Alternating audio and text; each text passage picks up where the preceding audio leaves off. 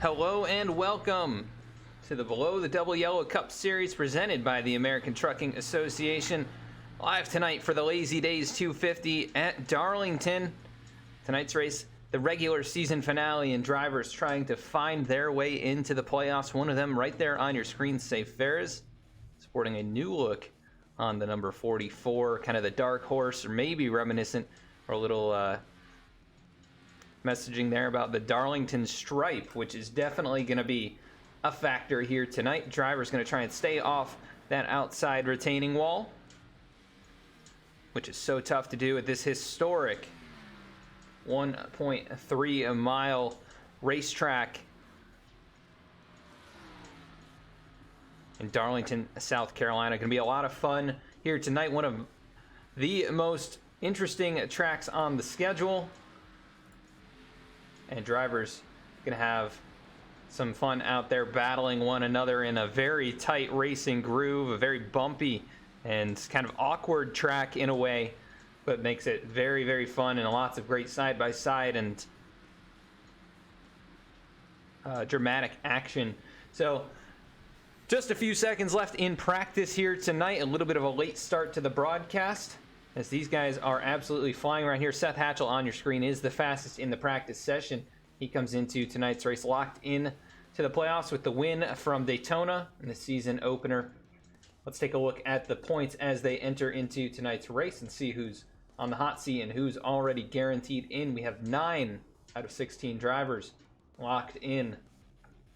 Starting there at the top, Mark Emerson, Seth Hatchell, AJ Stravato, Ryan Gemmel, Keith Mayato, Chris Samart, Eric Gallion, and Eric Hutton, all locked in by nature of their points and their distance from that cut line. And then you see Nick Gardner also locked in. He got the win a couple weeks back at Talladega, locking him in. And he has had a couple solid performances other than just that win as well. As he has climbed from outside the top 25 in the standings up into the top 20, and actually not very far off that cut line, but he is going to be advancing from that win. And a few drivers that are currently in, being Dennis Faircloth, Tony Baird, Dallas Sullivan, Jeremiah Vincent, Nick Starling, Timmy Emanuele, Josiah Vincent, all tentatively in, as a few drivers on the outside looking to fight their way in. Safe Ferris, you can see he's above the cut line, but with the winner in Nick Gardner there behind him in points, that actually moves that spot. It moves the cut line up one position. So Safe needs 5 points to pass Josiah Vincent, and Safe with 5 stage wins could really help him as he gets into the playoffs if he does advance. Alan Dayz also just a few points back. Kevin Cornelius, a stage winner from Talladega, he's just a few points back as well. And Brett Sommers within the top 20, trying to find his way in. These are the drivers on the outside of the top 20 that also are trying to fight their way in. You see just a few able to potentially point their way in, but all those drivers in the purple there are essentially eliminated except for a win. They could win and advance, and there's no minimum points position to be in to make it into the playoffs. So we'll see how it goes tonight, but right now it is the same characters up towards the top of the qualifying boards. So no real upsets at the moment, as AJ Stravato currently the fastest on the qualifying sheets. Eric Hutton, Keith Mayato, Chris Samard, Ryan Gemmel, Seth Hatchell, and then Safe Ferris, who we mentioned just on the outside looking in. Kevin Cornelius, we were concerned he was maybe not going to make the show tonight, but he is here and currently 10th in qualifying. As let's see who else is on the racetrack. Jeremiah Vincent out here for his second lap in the monster Chevy Camaro. He's trying to improve. Currently sits 9th on the board.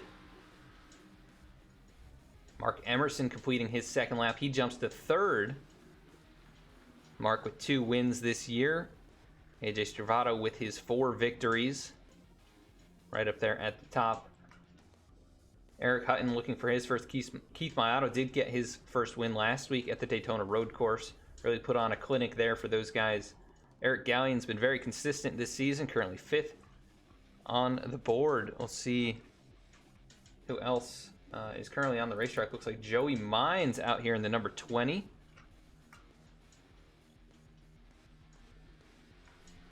He's out on the racetrack right now, trying to get a lap time in.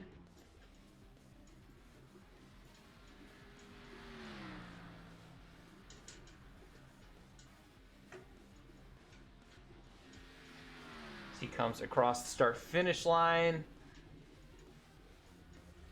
Currently 22nd, and this is his second flyer here.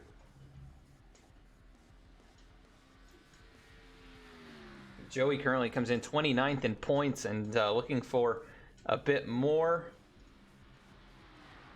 here tonight, and he is not going to finish up lap number 2. Maybe notice that he was not going to match the lap time. Here comes Dylan Teal around the high line there in turns 1 and 2. Down the back straightaway, which interestingly enough was the front straightaway historically. And Dylan up to speed right here as he works towards that start-finish line. 170 miles an hour across the line, all the way up to nearly 190. And Dylan will go to 15th on the board. 26 drivers with a lap time in the opening 5 minutes here, and a few without a time. Good to see Michael Newman back at the racetrack as Dylan Teal bounces it off that outside wall, and that will invalidate his second lap. That will lead us to a quick commercial break, and we will be right back with the starting grid and see where all of your favorite drivers are going to be rolling off in tonight's race.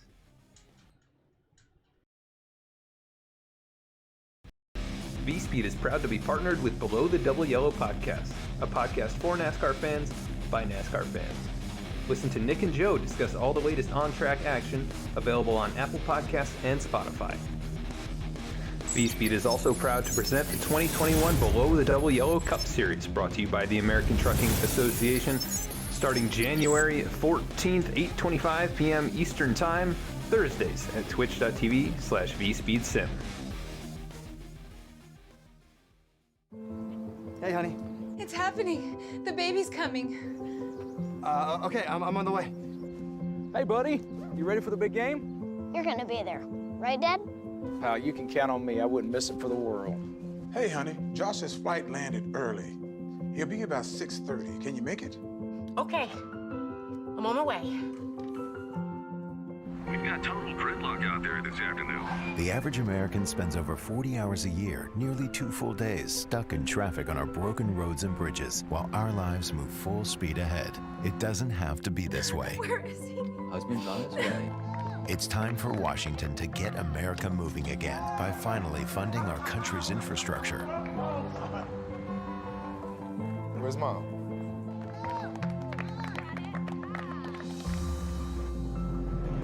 Tell Washington to fund America's infrastructure, because life won't wait.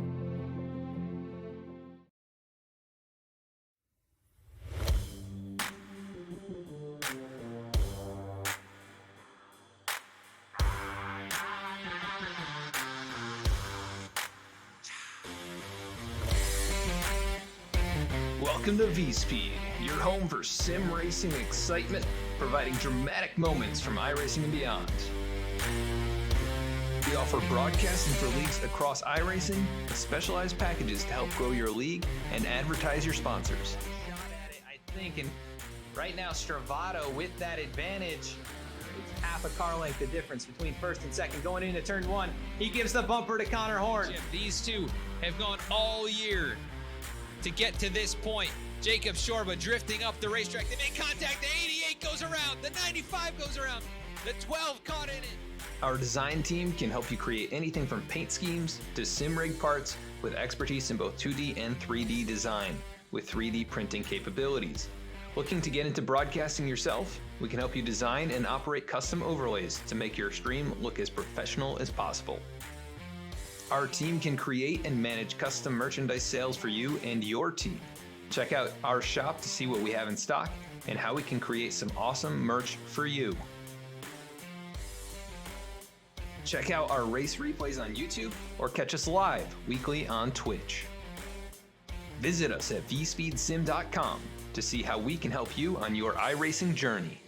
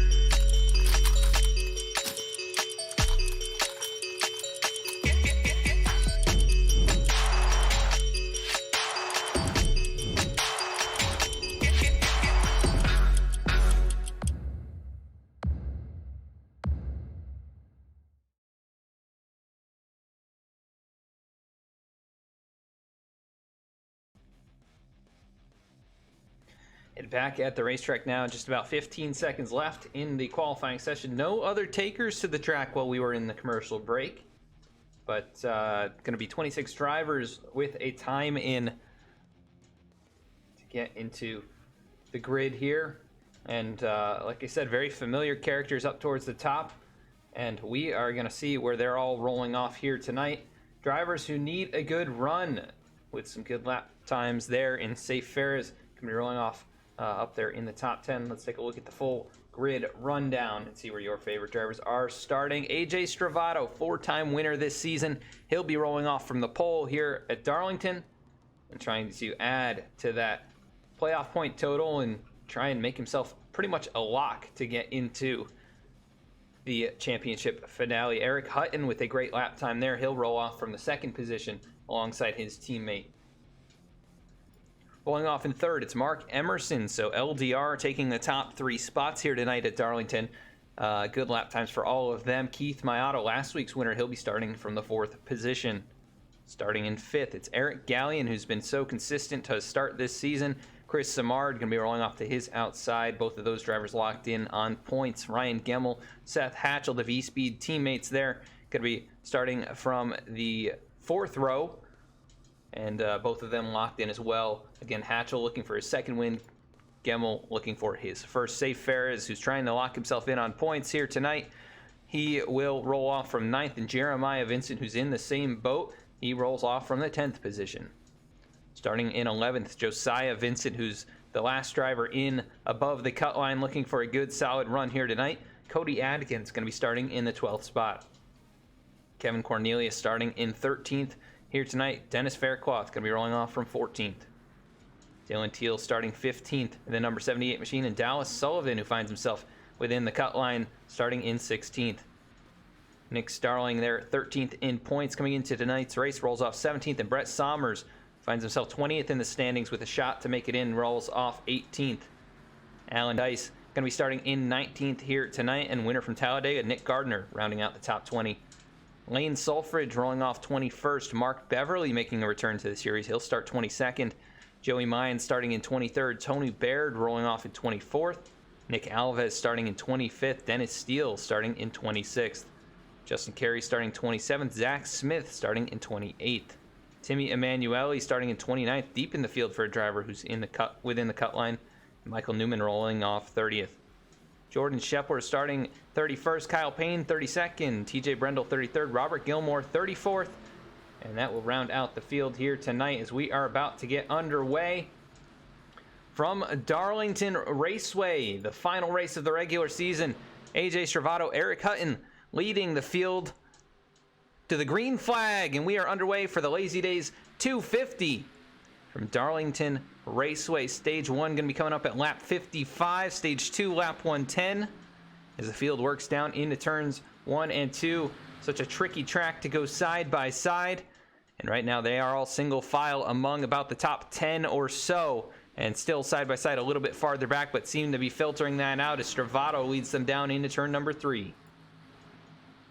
And Hutton very loose right there behind him. He's going to get checked up just a little bit. Here comes Mark Emerson, going to start putting some pressure on, and Keith Mayato right there as well. The 32 and 36 have had some run-ins this season. The 77 also has been up in the mix with these guys. So no love lost among these drivers in the top 4. Eric Gallion a few car lengths back here in 5th. And look at that, basically 4 V-Speed Camaros in a line here. You've got Samard, Gemmel, and then Safe Fares for Team Red Speed, their affiliate team. And then Seth Hatchell in 9th position. And you know that these guys will probably be thinking about that 44, trying to get him up into the top 16 before the night is over with, as here he goes to look and make that pass on Ryan Gemmel. He'll go to the inside here. Gemmel going to give him some space up high, but they'll remain side by side down the front straightaway. We'll see who gives headed down into turn 1. The inside, really the preferred groove. And Safe will take that spot. Gemmel into the outside wall. He'll get a Darlington stripe early. And the field will check up a little bit behind him. The Vincent brothers right there, 10th and 11th. Very important for Josiah Vincent to capture some stage points, and right now not in position to do so. Here comes Kevin Cornelius with a big run as Josiah Vincent gets into the outside wall. Also Gemmel way down on the inside there. Not sure if he hit the wall again, but he is going to fall outside the top 10 if Josiah Vincent can complete that pass. The 4 into the wall, and that's the danger of side by side at this racetrack. That'll hand 11th to Kevin Cornelius, who needs about 10 points to make it in on points here tonight. As AJ Stravato starting to pull away just a little bit. He's up by 5 or 6. No, actually more than that, about 10 car lengths maybe over the 77 car. Actually, no, probably about 6, 7. It's tough to judge sometimes when they're kind of ebbing and flowing around the track, but currently out in front for the first 5 laps. Mark Emerson still under pressure from Keith Mayato as the 36 looks to use that inside lane here in 3 and 4 and will hurt him on the exit down the front straightaway. Here comes Eric Gallion starting to reel those 2 in. And then Safe Fares up to 6th. He's made his way past the V-Speed drivers of Chris Samard and Seth Hatchell. Safe has to be very careful to keep that car off the outside wall, as much as the paint scheme is very reminiscent of the Darlington stripes. Doesn't want to add a real one to it. As back a little bit farther, Dennis Faircloth, Dylan Teal starting to race it up a little bit. And caution is going to fly. I think the 44 of Fares around. And he has some heavy nose damage and left side damage. What happened to Safe? And who else was involved in this one? We saw the field check up big time on the front straightaway. And let's go take a look.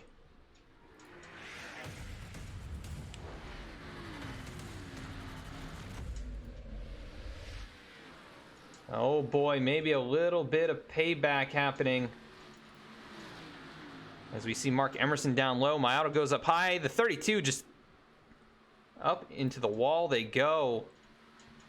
And about the 32 got loose after a little bit of right side damage with the wall, and then he turns up into the 36. And then Safe, nowhere to go. He just slams the side of Keith Mayato.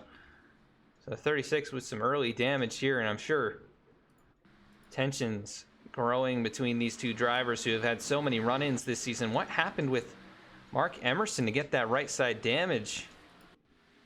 Was there an attempt for a pass or something? He had the damage from a while back, it appears. Those two drivers could be out of contention early, and I'm not sure if Mark Emerson has taken it behind the wall, but Keith Mayato with heavy damage sitting on pit road getting that repaired already 1 lap down. As the first yellow flag flies, we do want to encourage you to cheer on your favorite drivers. Let us know who you're rooting for. We'll try and follow along throughout tonight's race.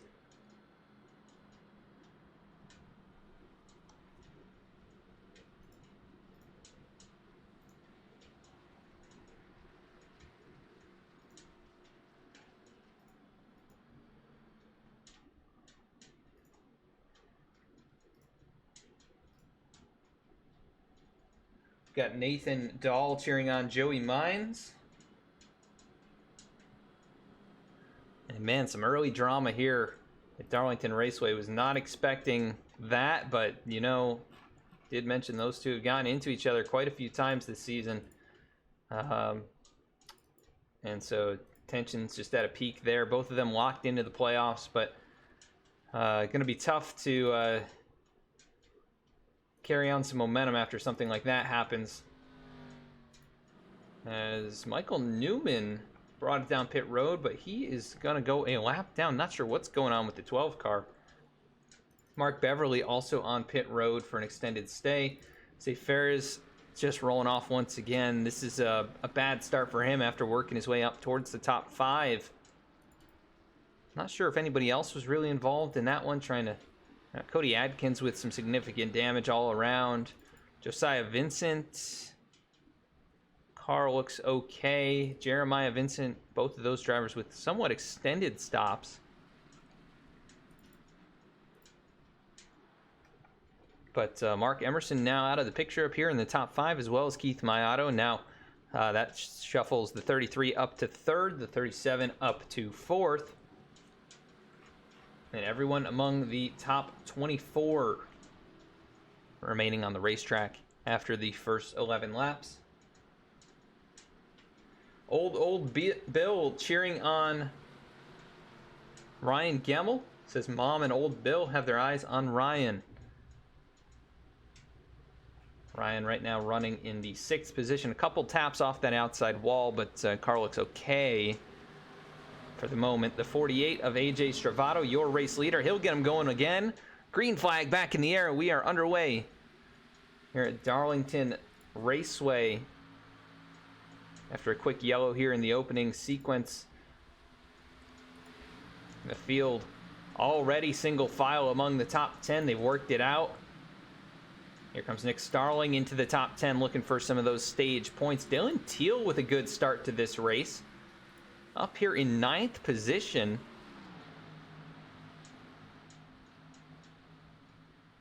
And another yellow flag is going to fly. I see the 9 car around. Jeremiah Vincent. What happened to Jeremiah? That car is destroyed.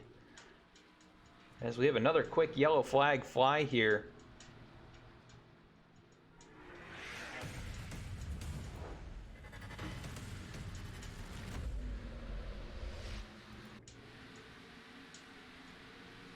They were getting rolling on the start here. See Jeremiah Vincent. Oh, Robert Gilmore was in the wall already on that start. The 68 up into the wall. Racing side by side with Zach Smith. Like I said, so difficult to go side by side through here, but Kyle just hits the wall on the exit of the corner. Nowhere for Jeremiah to go. Up across the racetrack. And what happened to Robert Gilmore on this restart? Did he just spin the tires? Oh, he gets into Jeremiah or Josiah Vincent. So a couple separate wrecks. The 40 off the 81. Comes down the racetrack into the 4, into the 12. Say Fair is just able to work past that. But man, driver on the cut line, Josiah Vincent gets caught up in the mess back here. He hits the inside wall pretty hard. And both the Vincent brothers involved in something here in this half a lap span. And that could be a big shot at a repeat of trying to make it to the championship race like they did last season. So we work under the second yellow flag. Things already very interesting here. Taking a look at the standings. Josiah Vincent came in to this race 15th in the standings. Jeremiah 12th. Jeremiah 42 points to the good, so he may still have a pretty good shot. But pretty good hit to the nose on that car. If he does have to take it behind the wall, it's going to be very close by the end of this race. Josiah just 5 points up over Safe Ferris, and right now it's really looking like Kevin Cornelius could get up there and sneak in the way that things are going. Can't count out Alan Dayz either. He's only 6 points behind the cut line and right now could have a good shot at it. Timmy Emanuele right now in 19th in a Dogecoin machine. He comes into the race 14th in the standings, only 12 above the cut line. As they run, he would be very, very close to being eliminated.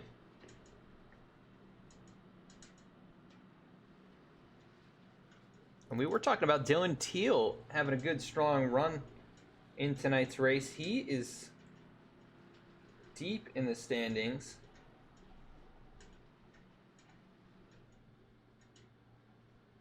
Actually entering into tonight's race, he is 39th in points. And right now up here in the top 10. Imagine if Dylan has the speed in tonight's race and can get up there and win the race. That would be as unexpected as it gets, but right now not in position to advance. He's very, very far behind in points and has to win to advance. Some interesting storylines going on already in this one. We never got a chance to look at the weather, and you can see what it looks like up there. 85-degree track temp, so not too bad as the session is here during the evening. And it's getting darker and darker, and potentially end this race under the lights. I think we should end it under the lights.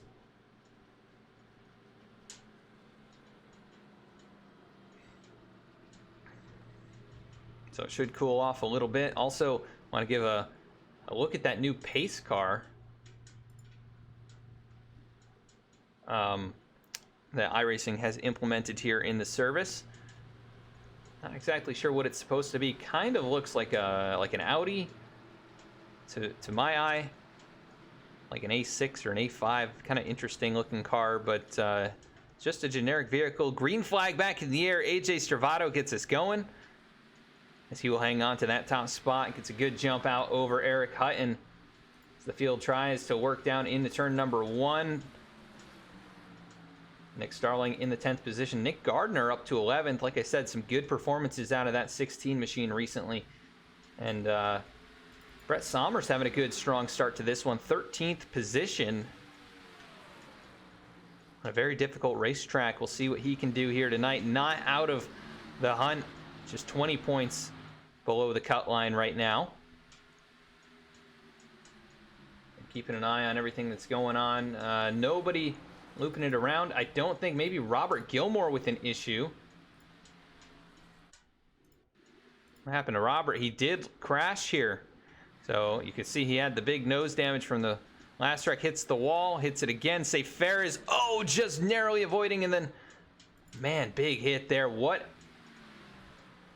a good job. That would have probably ended the race for Safe if he had not been able to get past that, but he will continue on. 29th position right now is going to be a hard pill to swallow for Safe, who was looking promising in the first few laps here. As AJ Stravato with about 4 car lengths in hand over Eric Hutton and Eric Gallion, the Eric and Eric show, showing up tonight. Chris Simard, Seth Hatchell, the V-Speed teammates, Ryan Gemmel right there with them. Kevin Cornelius for Team Red Speed, who had a very strong run at Talladega. Pit road mistake took him out of contention to win that one, but earned some good points with the stage victory. Dennis Faircloth, who's had a couple of strong races as well. We see Nick Starling with a big wiggle down to the bottom of the track.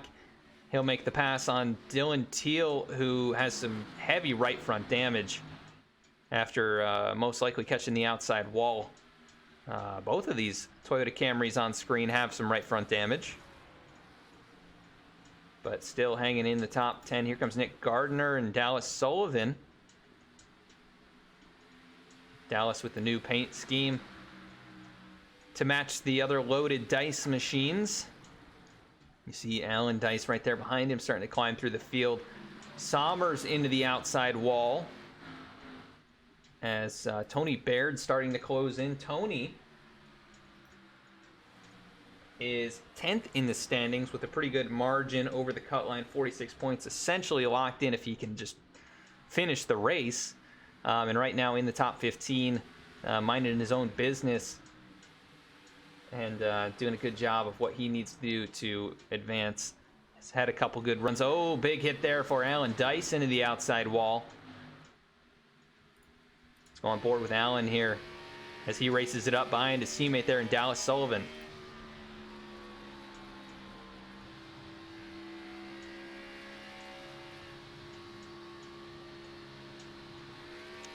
Gotta wait so long on that throttle.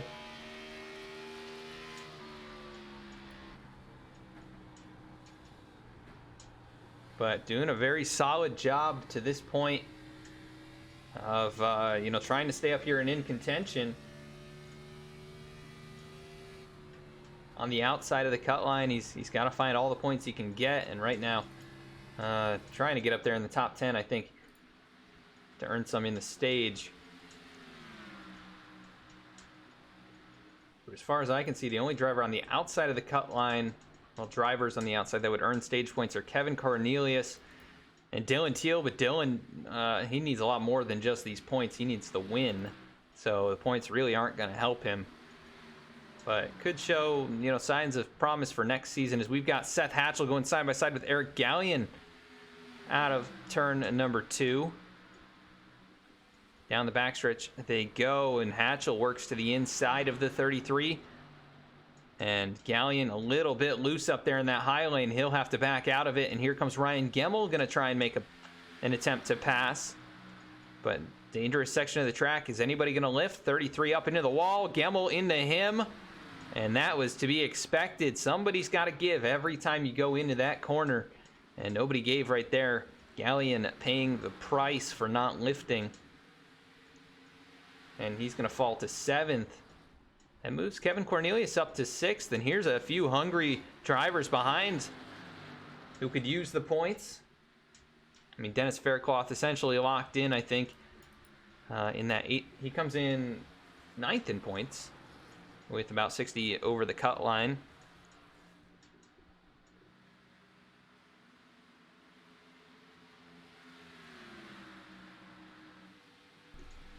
And right now, hounding the 33 for 7th position.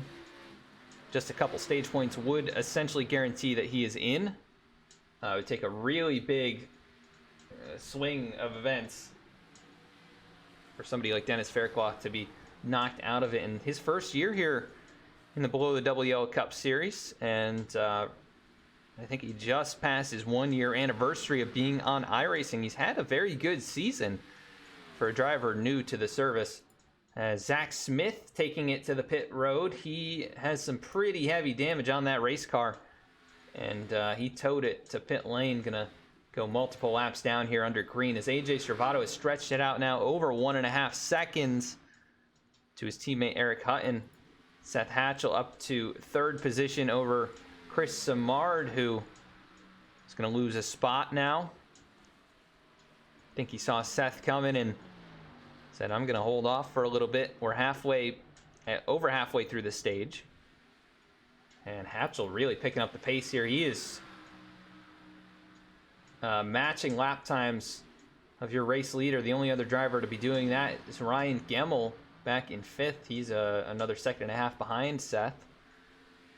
But Seth finding some late run speed and going to see if he can get up there. But he's got to get by Eric Hutton first.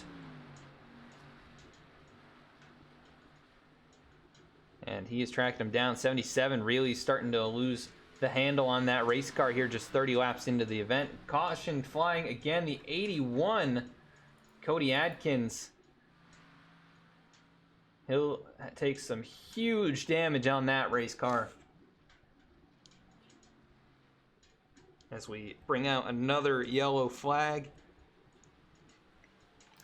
3rd one of the night. Cody Adkins came in to this race 21st in the points and not out of it by any means. 22 points out of contention. And this will most likely end his hopes of advancing. Let's take a look at what happened.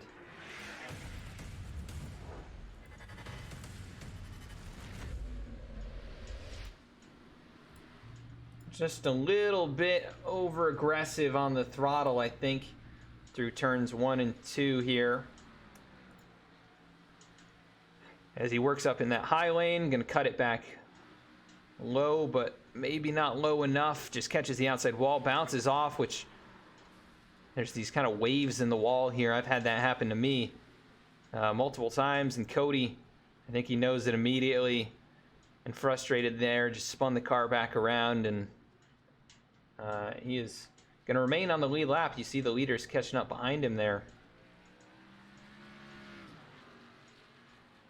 But heavy damage, and going to end his night as he spins, actually bringing it down to pit lane.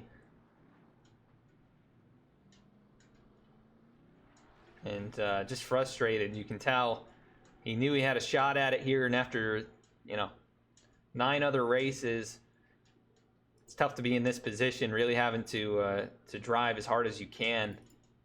And Timmy Emanuele, he's going to stay on the racetrack and actually lead a lap here, so he'll get a bonus point for that. The 31 of Mark Beverly. We have not seen much of this season. It's been a while since he's been on the track. He's already 22 laps down. Must have missed the start. Shows he was on pit road for over 15 minutes. So he's already on the back foot here. He can gain a few spots because some drivers have taken it behind the wall.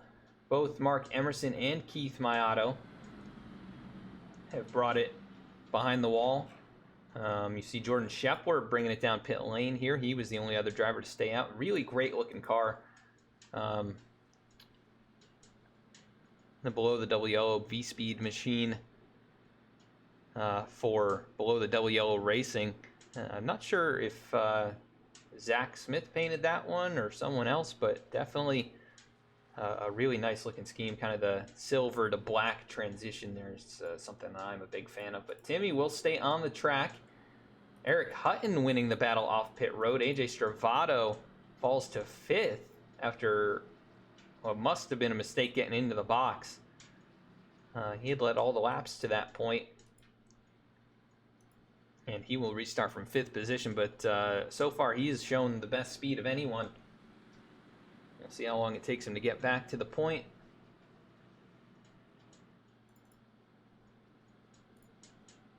Want to give a big shout out to tonight's sponsor, Lazy Days Racing. You can find them racing all across iRacing. A lot of their drivers participating in all kinds of events. Don't have any links to those guys. Unfortunately, I couldn't find their Facebook page or website or anything, but definitely a big thanks to them for sponsoring this race, and as well as a couple other events this season. There is a payout tonight.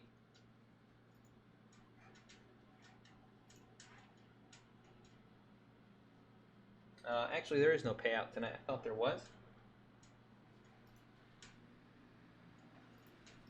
But payout next week for the All-Star race. So that one should be fun. Gonna be something a little bit different than what you're seeing here tonight. They'll be racing, I think, the DW12 Indy cars, or maybe the IR18s. I'm not exactly sure. One of the Indy cars at the iRacing Super Speedway, and it's not a huge purse, but it should be a lot of fun to watch, and I'm very excited for that one. Last year's All-Star race was a ton of fun, and that one had a little bit of a different format than what we've got going on here, but this will be very interesting. 35 lap old tires on the 39 of Timmy Emanuele. Just out here trying to collect some extra points, maybe knowing he wasn't going to get any stage points, but we'll see what he can do from the race lead here on this restart. As we work around out of turn number 4, waiting for that green flag. There it is, back up to speed and through the gears. Not a good restart for the 39 as Hutton takes the lead straight away, and the 39 will be in danger of losing a few spots. He'll slip up the racetrack a little. Here comes Seth Hatchell, going to try and work his way past. We got to time this very correctly, as the 39 will stay down low, and he'll let a lot of drivers pass. So interesting call here. I'm not sure, is he going to bring it to pit lane? Not going to do that. He'll just let the field by. I'm not sure what the call is there, but Eric Hutton already out in front by a good margin, 3/4 of a second over Chris Simard, who's going to try and fight to hold off the 48. Simard and Hutton have gotten together a couple times, so if Chris gets up there,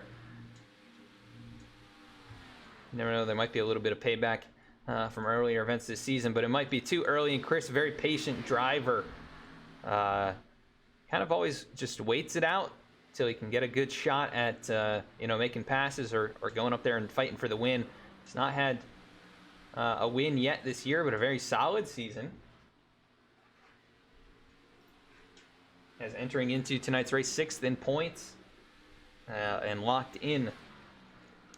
And right now pulling a gap over the 4-time winner this year in AJ Stravato. Seth Hatchell in 4th, Kevin Cornelius 5th. This is a big story here. Kevin needing these points, and he's going to get a few of them if he can hang on to this spot. Just about 15 to go in the stage. Right now holding off Ryan Gemmel, who can get up there. And we do have a fight for the regular season championship as well, and Mark Emerson being out of this race opens the door completely for that. It could be Seth Hatchell, could be Stravato, could be Gemmel, could be Keith Mayato's out of it now too, so he's out of that fight. So really it's going to be among Seth Hatchell, AJ Stravato, and Ryan Gemmel,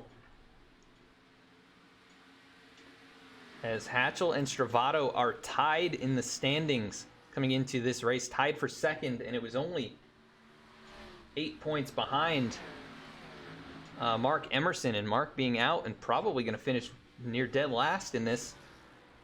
Not going to get many points at all. And welcome, Blazer Pete. Thanks for joining. Very interesting race so far as we are in stage number 1. A few cautions to open things up as we've got Chris Simard going to let the 48 on pass. Not sure if Chris got into the wall here, but really checked up. Here goes Stravato on pass. That was the move just a few moments ago. So Chris Simard back to 3rd.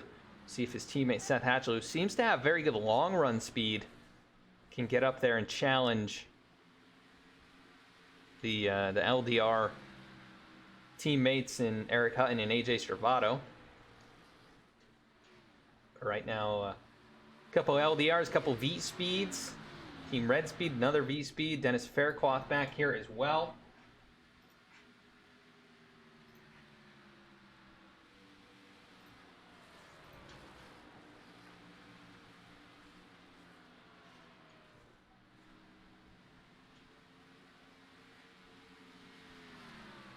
I don't think Dennis is on a team, so he's out here all solo by himself. Dallas Sullivan for a Loaded Dice Racing, holding off Nick Starling, and both of these drivers could use some points, and this is going to be a battle right here as Nick gets a really good run out of turn 4. Closes in within a car length of Dallas, and these two, no strangers to each other. They've raced around each other a lot this season, and also do some endurance racing together. So I'm sure they will be communicating about what's going on right here. Also, affiliate teammates. Nick rocking the new below the double yellow scheme that we worked up for him here at V-Speed, and definitely a nice looking Toyota Camry, if I do say so myself. But a fun number 46 right here in front of him. Dallas's scheme's always very unique, we'll say. In the best way possible, as he tags the wall out of turn number 2. Slow car and Mark Beverly down low is going to let all of these guys by, and Nick Starling will take over 8th, and that's going to help him out quite a bit. Only on the inside of the cut line by 19 points. Really does need a good solid run here, and a few points here in stage 1 will ensure that he advances. But look at this battle now between teammates, as Hatchell has reeled in Chris Simard and actually closing in on the race leader. Also, AJ Stravato doing that as well, as he's going to work to the back of Safe Ferris, who has got to be frustrated with the way things turned out here tonight. I mean, it's not even the end of stage 1, and he's going to be out of contention. Jordan Shepler going a lap down, not far in front of him. He's going to let the 48 on past. Looks like Kyle Payne also going to get lapped. That leaves 25 remaining as, 68 in the wall. And it's getting interesting up here. We've got Team V Speed and Team Red Speed kind of all mixed up. Here comes Kevin Cornelius with a run. As safe tags the wall just a little bit. He lets his teammate on by. But Kevin doing what he needs to do to potentially advance into the top 16 before night's end as Hatchell works to the outside of the 68. Oh, but Kyle Payne's not going to make the corner. He's going to slide right up into Chris Samard. And does that include the 17? Disaster as Kevin... Oh my gosh, Kyle Payne just sent it into the turn. And there was no way he was making that corner. I don't know what he was thinking. But takes out an innocent Chris Samard who... And it's almost like that incident between, I think it was AJ Allmendinger and Jimmy Johnson here a long time ago. But in that one, the 43 that Allmendinger was in had broken. And this time, there was nothing wrong. And Samard is going to bring it around the racetrack. Not sure if he's under power or not. But he's going to pit under green, and this is going to cost him dearly. Man, what a bummer. That is not what you want to see out of your drivers. As Kyle Payne, I think, potentially takes it behind the wall. He's out of the race, so Kyle Payne done for the night. Maybe a little bit embarrassed about that and decided to say, I shouldn't be out here. But Eric Hutton out in the race lead. AJ Stravato starting to track him down. Just going to be 4 laps remaining.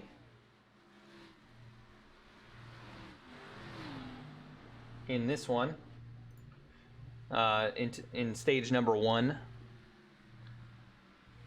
As Hutton has got to see that 48 closing in. He's really closed the gap. Hatchell also closing the gap, but not at the same rate as the 48. As we've got a battle back here. Dallas Sullivan, Dennis Faircloth fighting for 6th, 7th. And then here comes Nick Starling with a big run. Going to try and close in on the 80.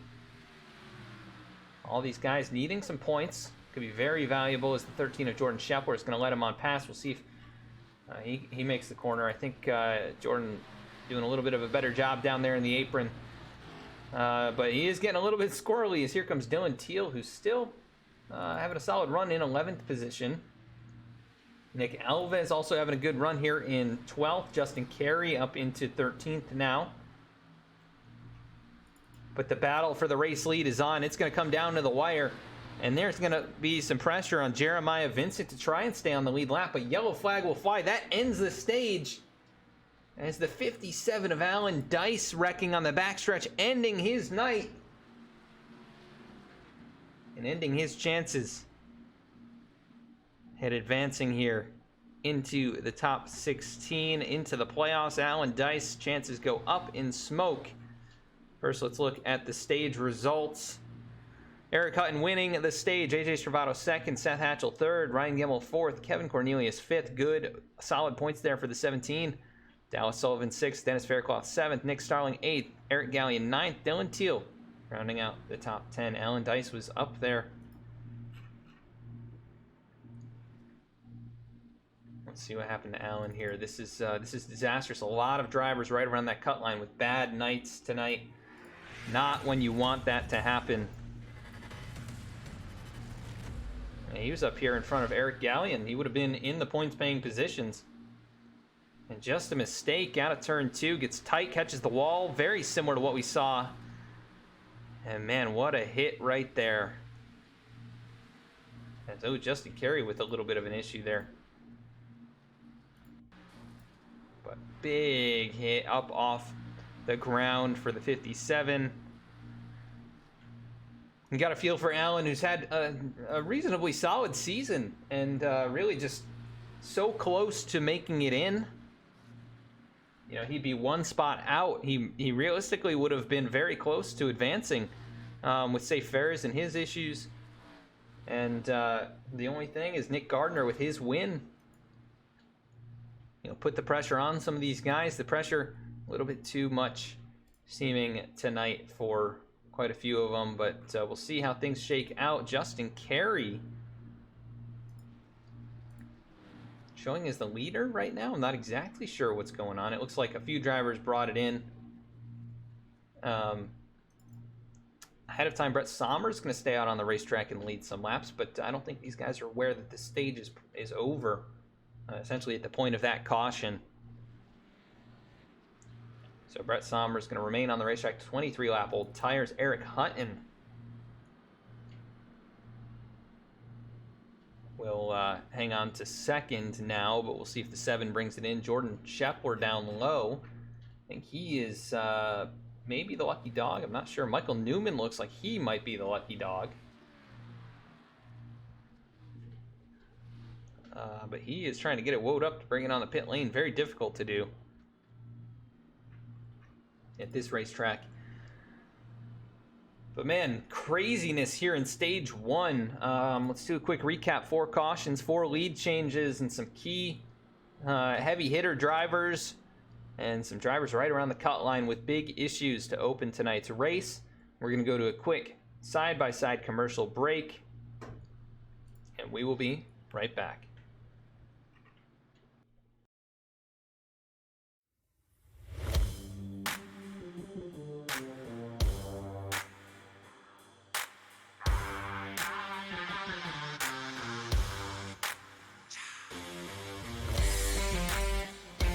Welcome to V-Speed, your home for sim racing excitement, providing dramatic moments from iRacing and beyond. We offer broadcasting for leagues across iRacing with specialized packages to help grow your league and advertise your sponsors. Shot at it, I think, and right now Stravato with that advantage.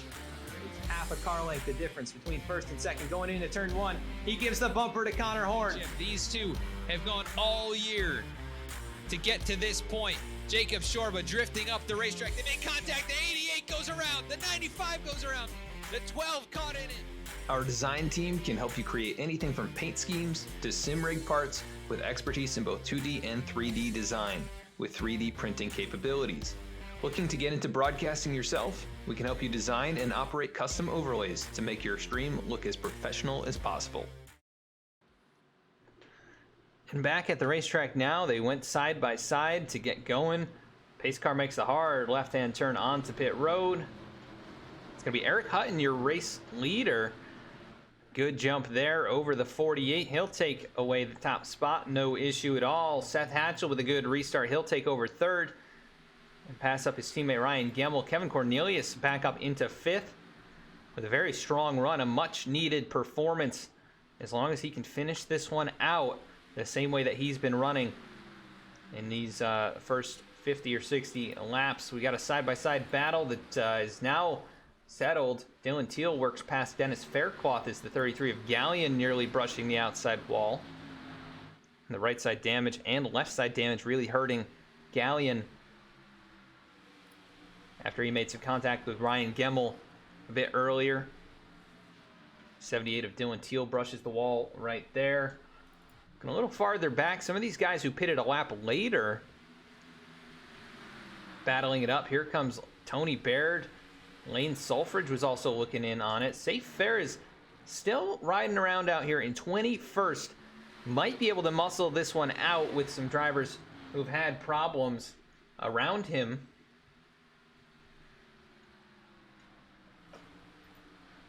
He comes in 5 points out.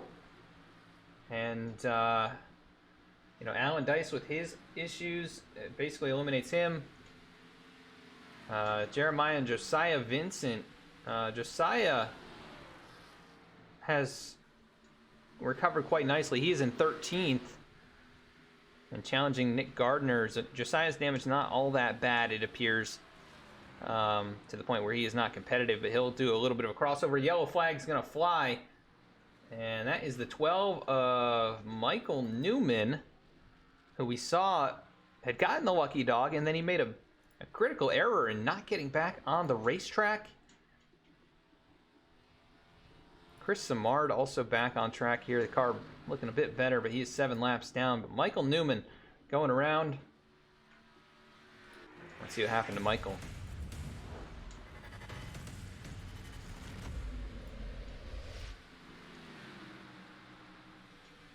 He was racing up with Safe Fares, Safe up high, the 12 down low. Michael comes up across the nose, gets loose, and then down into the 44. See if we can go to more of an overhead there. You'll see it here, the 12 just really sideways and nowhere for Safe to go. He backed out of it, it appeared. And 12 just comes down across the right front. And that's going to end the day of the 12 machine of Michael Newman.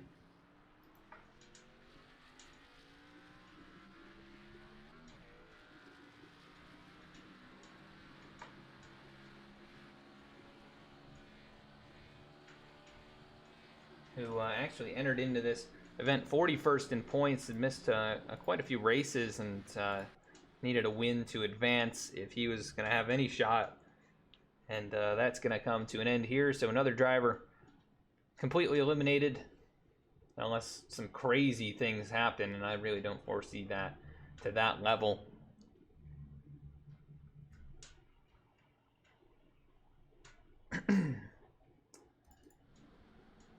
A couple drivers with some very solid runs that need it. Nick Starling right now in 7th.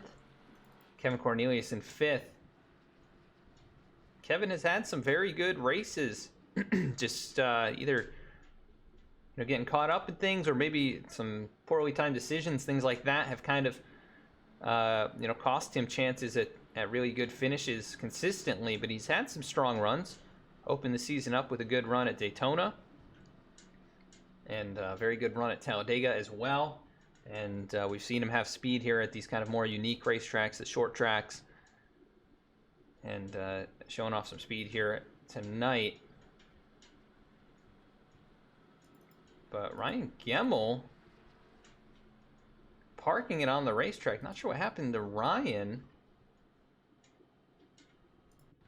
We saw Dallas Sullivan come right up to his door. Say, hey, buddy, what you doing down there?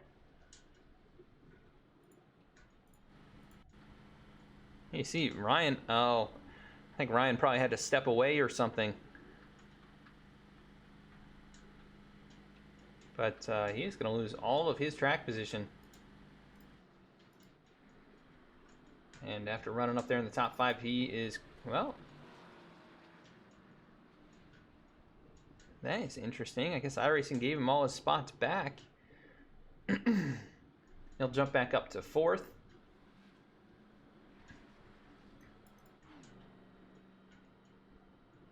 But pace car lights are still on.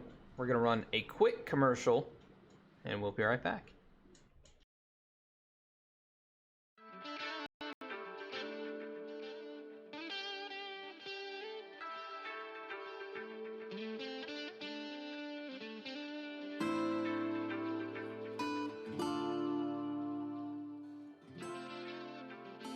Simulators Anonymous is an online gaming community. The heart of this community is playing simulator-style games, everything from driving, farming, flying, to the occasional survival game. We would love for you to join us. If you play these style of games, or if you're just looking for a great community, we strive to be a community you can be an active participant in by offering events like every third Saturday night is a late night trucking on Truckers MP. We have a very own Minecraft server and with other servers starting soon. Come join Simulators Anonymous today at www.simulatorsanonymous.com.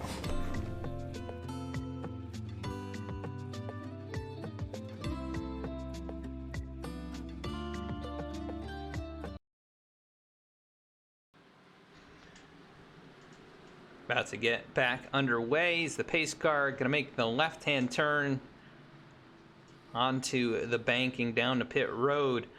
Eric Hutton gets us going. Green flag back in the air. Good jump for the 77 once again. He'll pull back out in front of his teammate, but look at Seth Hatchell with a very solid start there as they settle it all out. Everybody very good up here in the top 10 about figuring out where to go as the lights have come on here at Darlington Raceway. This being the regular season finale. You see the cameras flashing in the stands on the backstretch here as the field works down through turns 3 and 4. Eric Hutton, your race leader, he's looking for his first victory of the season. What a way to end the regular season and pick up momentum into the playoffs. Very similar to, it would actually be very similar to what we saw from him last season, where didn't get that victory until a bit later in the regular season, and he got a couple of them. And right now, very good run going, but he's got AJ Stravato, who really dominated the opening bit of this event, and bad pit stop cost him, and he fell to 5th, but already back up to 2nd, and trying to chase down his teammate. That clean air is so important here, and AJ seems to be very good on the long run, but the 8 car just as good seemingly on that long run. Just gonna have to keep up with those two and not get too far behind on the short run. Gemmel also kind of in the same boat, but he's got some damage on that race car, albeit fairly minor on the right side, but still could be affecting the handling as he's under pressure from Kevin Cornelius, looking for all the points he can get. And that race car, as clean as can be, has not touched the wall. Dallas Sullivan in 6th. Very good run for Dallas. Good to see him up here contending tonight. Nick Starling in that 7th spot. Eric Gallion 8th. Dennis Faircloth 9th. Nick Gardner, another strong performance to really back up what he did at Talladega. But look at this. Josiah Vincent starting to track down the top 10 in a car that was outside the top 25. Got in an accident. But somehow that 4 machine always rising to the occasion when it has to, but still a long ways to go. He's got to survive. As Joey Mines with, I think, a bit of an impact to the outside wall. He gets really slowed up down the backstretch. Nick Alves, Tony Baird behind him, but the 20 trying to figure out what he's got here as we're just over 70 laps into this. Look at TJ Brendel up here in the top 20, a stronger run for him. Timmy Emanuele with that bizarre strategy to stay out and then just let the field on pass. He earned a point or two there, kind of almost gaming the system, you could say, knowing that he wasn't going to get the stage points and respectfully letting everyone by. It could be very dangerous to be out there on those old tires. As Dennis Steele going to let a few cars pass. Here comes Brett Sommers. They'll be side by side. And just saw a car pulling back on the racetrack, I think. Michael Newman, it was. 10 laps off the pace in 27th. As we have 24 on the lead lap. Cody Adkins, last one on the lead lap, but that car almost running in a class of its own, it appears, with the nose damage. Safe Fair is up here in 23rd, trying to get what he can get. And ultimately, there's some issues for cars around him. Oh no, the 16 of Nick Gardner going around on the back straightaway. Heavy left front damage.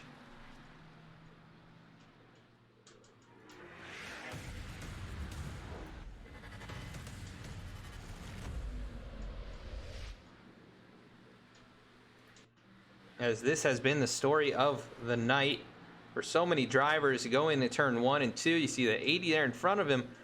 I think Nick thinks he can get the run and get to the outside, but the problem is you run out of room so fast and then down in that inside wall, very similar to what happened to Alan Dayz not long ago. And that car going to be really, really beat up. Very, very big hit to the inside barrier, and what looked to be a very strong performance up inside the top 10. It's going to come to an end right there. But we'll see if he can get that car somewhat repaired and back up to speed. But right now, not going to help him earn any more playoff point or any stage points. As we'll have a few drivers kind of pit farming their race cars. Looks like the top 19, 18 or so going to stay on the racetrack. Eric Hutton actually brought it down pit lane, the race leader, as he gets rolling. 14.9 second pit stop. He'll be the first driver on fresh tires, but at what cost? 19th position is a long ways to work back to the front from, and He'll have 35 laps to get up there before the end of the stage. And as difficult as it is to pass here, it may hinder him more than he expected. We'll see if anyone else brings it down this time. Dallas Sullivan also came down, so this could hurt his chances.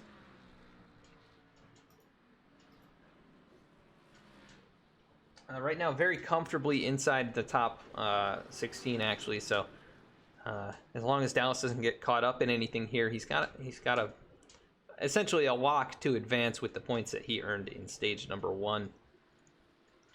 But that'll hand the lead back over to AJ Stravato. 75 laps down. Stravato back to the point, but Seth Hatchell, Ryan Gemmel, Kevin Cornelius, and Eric Galley in the rest of the top 5. And we're going to go to another commercial break from one of our sponsors, and we will be right back.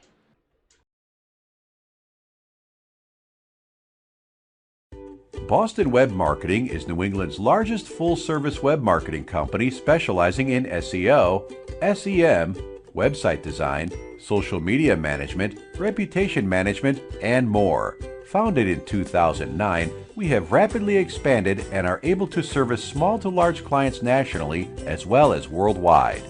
We are a long-standing Google partner with a large team of SEO specialists, certified AdWords professionals, web designers, social media experts, and web marketing gurus. Our team provides excellent, knowledgeable, and highly effective web marketing services. Contact us today to get started. 617-676-8109. www.getfoundquick.com.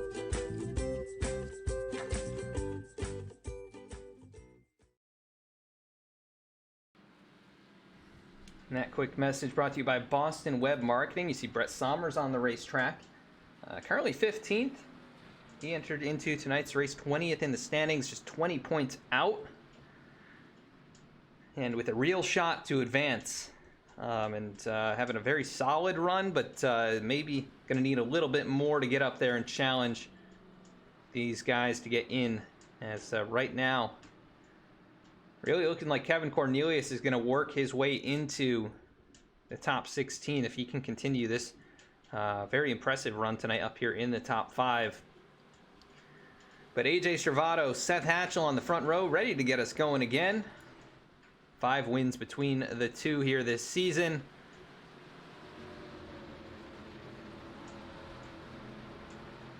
And green flag back in the air. Stravato, a good restart. 17 spins the tires a little bit, and that will check him up, as well as that high lane. Might cost him a spot as they dive down into turn number 1. Is anybody going to lift here? As he is going to lose a spot to Eric Gallion and fall to 5th position, but able to settle things out there very nicely as they work down the back straightaway. Cars flaring out 3 wide. Dylan Teal and Dallas Sullivan working past the 71 of Lane Sulfridge. As things are looking crazy back here. Brett Sommers 15th right there in front of Dylan. And where are the drivers on those fresh tires? Timmy Emanuele on old tires. He'll go side by side with TJ Brendel. A little contact there. The 22 up into the wall. Brett Sommers into the back of him, but they're able to keep it under control for the most part. But things going wild here as Dallas Sullivan has now escaped that, and on the fresh tires could have a good shot to get in the top 10. Here's Eric Hutton, who just narrowly avoided disaster as he works to the inside of the 78. Those fresh tires coming into play, but Dylan Teal tries to make the move underneath, and that causes Hutton to check up and already 7 seconds back. Like I said, it's going to be a little bit too much, I think, to make it happen as they are side by side back here. 28 of Dennis Steele into the wall. He'll collect the 9 as they spin it around into the outside wall, but no caution flag. They're still trying to hang on to it, but Dennis Steele going to go around on the banking, the apron, but no yellow flag is going to really hurt Dennis. How did that all develop? They were too wide. He catches the wall into the 9. More damage on that 9 car. I don't know if Safe Ferris got in the back of either of them. We'll see if he was able to avoid it. He was just narrowly, but the 9 of Jeremiah Vincent, some big damage. Gonna hurt him. And AJ Stravato not far behind, but behind him, Seth Hatchell, just 2 car lengths back, putting some pressure on the race leader. As they have kind of broken away a little bit over Ryan Gemmel, who's got the 33 and the 17 behind him. And closing in on halfway. Yellow flag flies again. Who is that? I think the 78, possibly.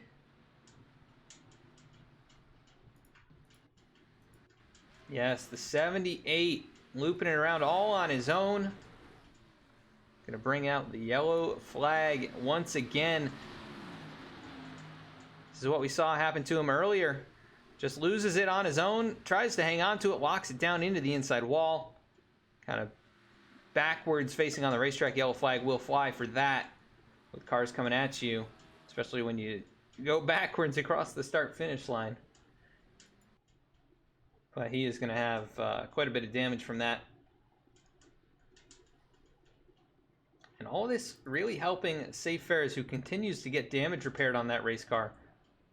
And working to get back in the top 20. Also helping Chris Samard, potentially, who I think he'll get the lucky dog. Does appear that way. So he'll get back to 6 laps down, and it's not out of the question for him to maybe work himself back onto the lead lap after what would have been, you know, really a bad situation. Nothing of his doing in this one, and he brought it to pit lane under green, which is understandable. A lot of these types of situations happening to him this season, but still up there in the point standings and weathering the storm, you could say.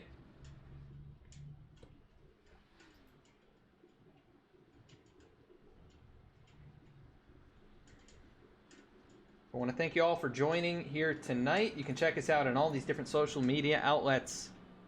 If you're interested in what we're showing here tonight, we've got races Wednesdays and Thursdays right here on Twitch. You can watch the race replays over on our YouTube channel.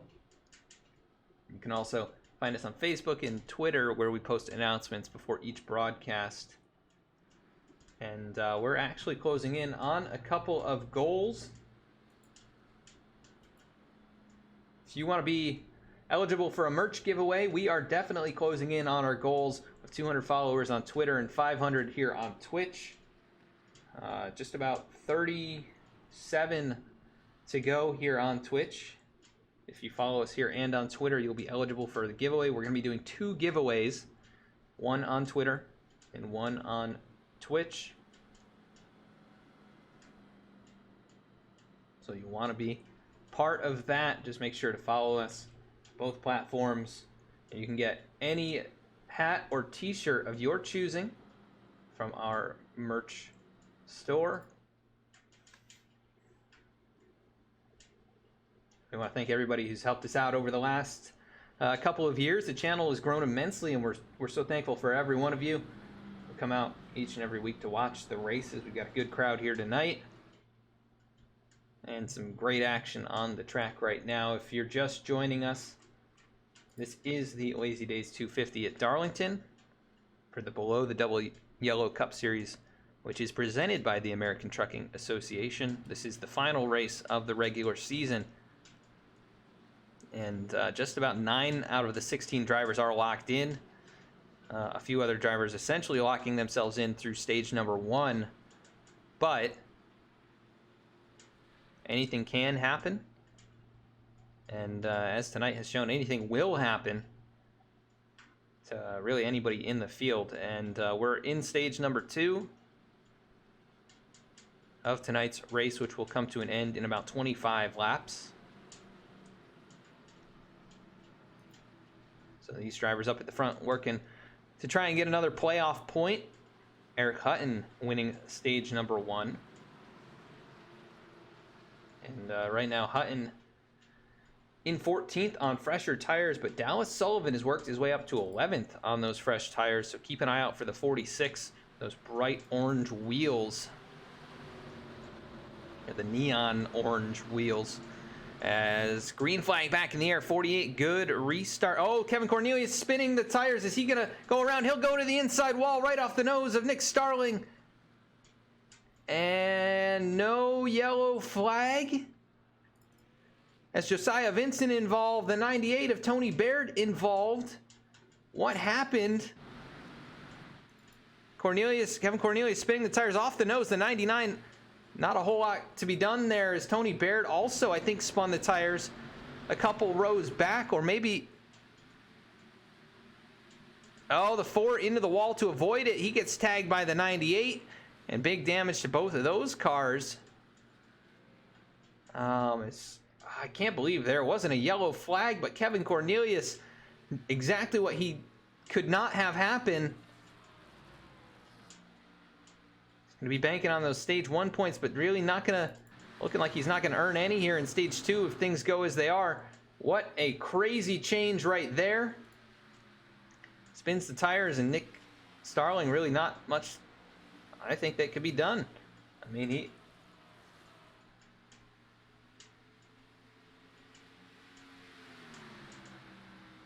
G. Mitchell 262 cheering on Kevin Cornelius, but unfortunately just a few moments too late as he goes around on the restart, and right now scored 22nd. He's going to be banking on a caution to get some of that damage repaired, and right now about a half lap down to the race leader, AJ Stravato, so his goal really is going to be to stay on the lead lap. 15, or rather 20 laps to go. And we do have a battle for the race lead as AJ Stravato trying to hold off. Seth Hatchell actually tags the outside wall.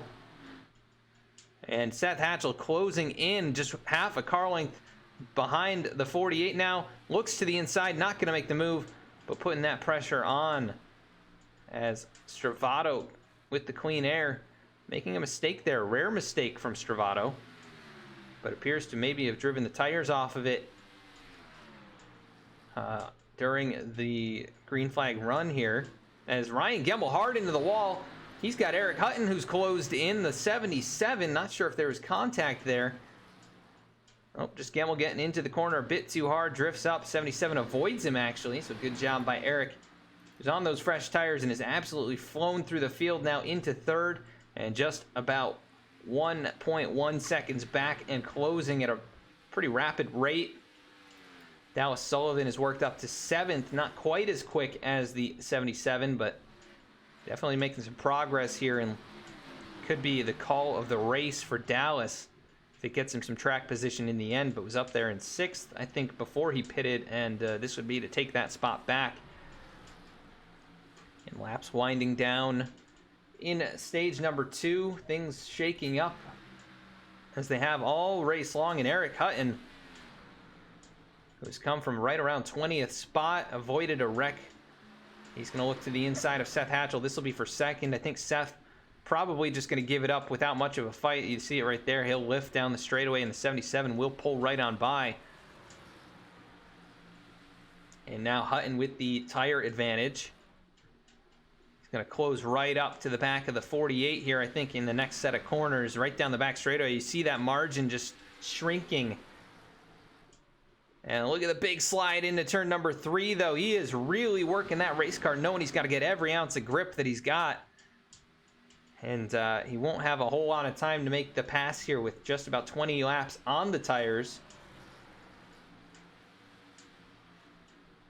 It is AJ Stravato, Eric Hutton. You see the 77 able to turn down a bit quicker, but can't get the speed to get underneath him. But half a car length. Now going to look to the low side as they close in on the 4 of Josiah Vincent, who is in danger of going a lap down. Hutton is going to clear himself in front of the 48, who tries to look back low, but is not going to have the run. So Eric Hutton back to the lead. He's already won a stage tonight.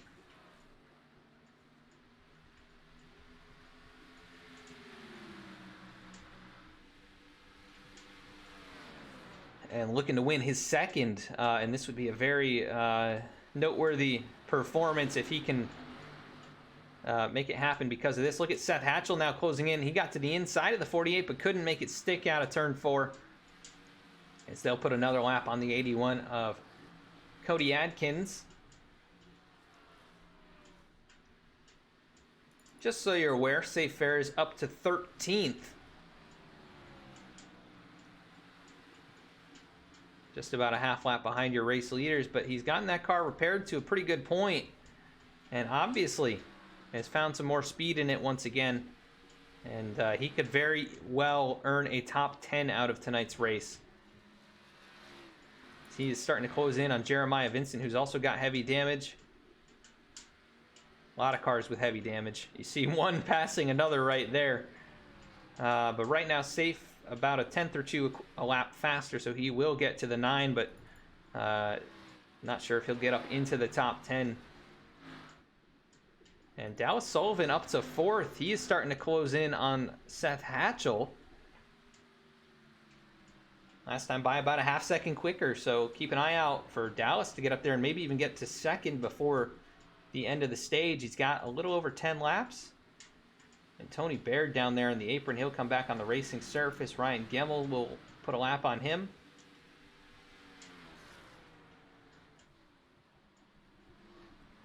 Ryan back up into the top 5 as Dallas Sullivan all over the back bumper of Josiah Vincent. We'll put a lap on him, and right now Josiah is the lucky dog, but it won't be that way for much longer as Joey Mines just about 2 seconds in front of your race leader, and Nick Gardner right there with him. Both of those guys at the tail end of the lead lap, and Eric Hutton closing rapidly. He is about a lap or a second and a half a lap faster than them, as there will be a change for position. Nick Gardner now the last car on the lead lap, and he is definitely losing some time in a car that is very beat up. We've got smoke. That is Chris Samard. What happened to Chris?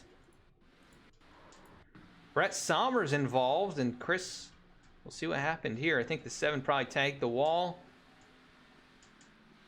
Oh, I don't know what happened there. That was the strangest bit of netcode I think I have ever seen. Chris not even close to him. The 7 gets turned, and they go down the racetrack. No caution, but any chance at recovering tonight for Chris Samard is over. So a bit of a disappointing race for Chris, who had some good promising speed and got taken out by realistically a couple of, well, a lap car. And now Brett Somers also a lap down and in danger of going a 2nd lap down, I think. Actually, no, he's just on the tail end of the lead lap right in front of, oh wait, no, he did get lapped because Eric Hutton is your race leader. Now Dennis Steele down on the apron slow. What is going on? He spun it on his own, it looks like. And 28 with that damage just adds to it. Same thing we've seen all race long. These guys just hitting that little wave in the wall and bouncing it off the inside retaining wall. And he will continue on, but now a lap down, and lead lap cars shrinking quickly. It is Kevin Cornelius, last car on the lead lap. He's got to stay there for a little bit longer. Michael Newman tags the wall. Kevin right now about 5 seconds up the road, so it's very likely he'll hang on to it. But not the position he wanted to be in. Running a 30 flat to Eric Hutton's 29.6, so he will hang on to it if he can just keep it out off the wall. And the battle for 2nd has started to close back up a little bit. Dallas Sullivan has not closed in much on Seth Hatchell, as it appears their tires have somewhat equalized, and Stravato actually matching the lap times of Eric Hutton at this point in the run. Hatchell has fallen off a little bit as he works to the outside of Joey Mines, who will go a lap down. And so Kevin Cornelius, last car on the lead lap, now 4 seconds in hand. As Michael Newman putting some pressure on him, but Michael 10 laps down. He's got to realize the situation.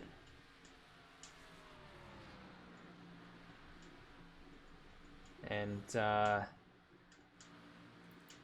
So this is going to be an interesting situation for Josiah Vincent, who now sits 21st, a lap down, and really no possibility to get back on the lead lap, it appears. I think Brett Sommers, actually Brett, not too far off in the distance. If Josiah Vincent can get into a lucky dog position, as he just works past Nick Gardner, but if Josiah gets in the lucky dog position and somehow makes the playoffs, this could be the performance of the race for what looked to be disastrous early on, and has just kind of compounded. Trying to find some battles on track. Not really a whole lot to speak of. Everybody's separated by quite a bit, except for Nick Starling and Jordan Shepler, these teammates. 12th and 13th. And Lane Solfridge in 14th spot. He has been able to avoid everything and kept the car pretty clean. Yellow flag flies. Who is that? The 57 of Alan Dayz, and that really bails out Kevin Cornelius. Oh my gosh, what a hit. Let's go take a look.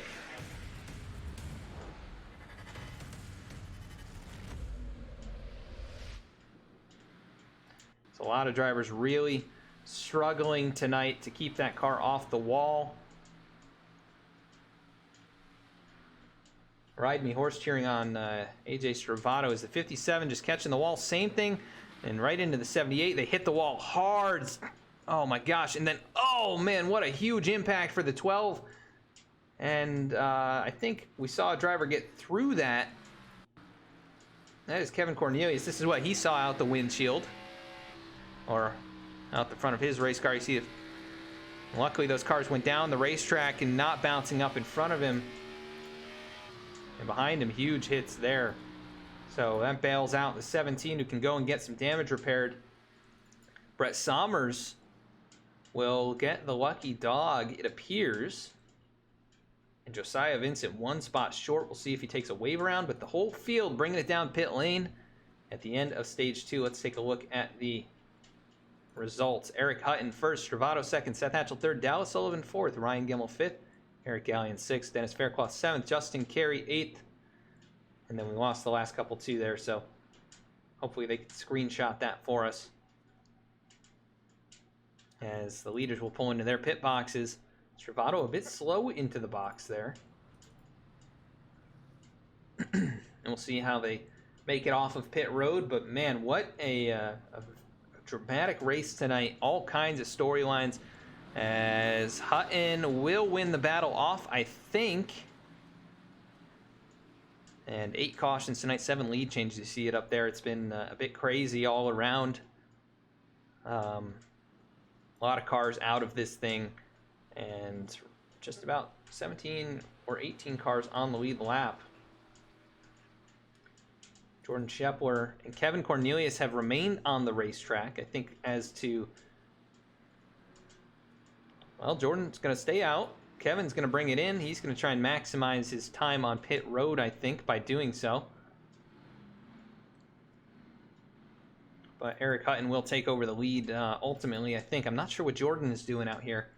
36 laps on the tires, very similar to what we saw Timmy Emanuele do early on.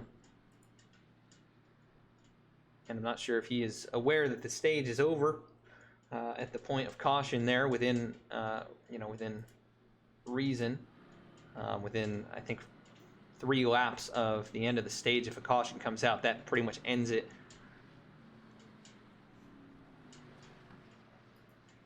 But Hutton sweeping the stages, 2 playoff points in hand, is going to be very useful for him, and he'll have the race lead, assuming all things go well here, and if the 13 brings it down. And Kevin Cornelius on pit road. Josiah Vincent did bring it down. He'll be in the lucky dog spot, so if a caution does come out, could very well save his shot at making the playoffs here.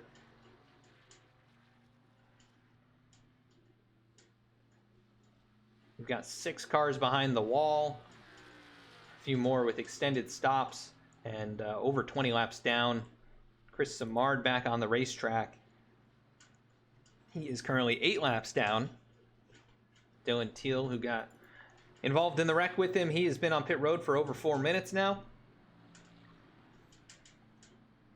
And he'll go an 8th lap down. That'll give 25th to Chris Simard as he will circulate on past.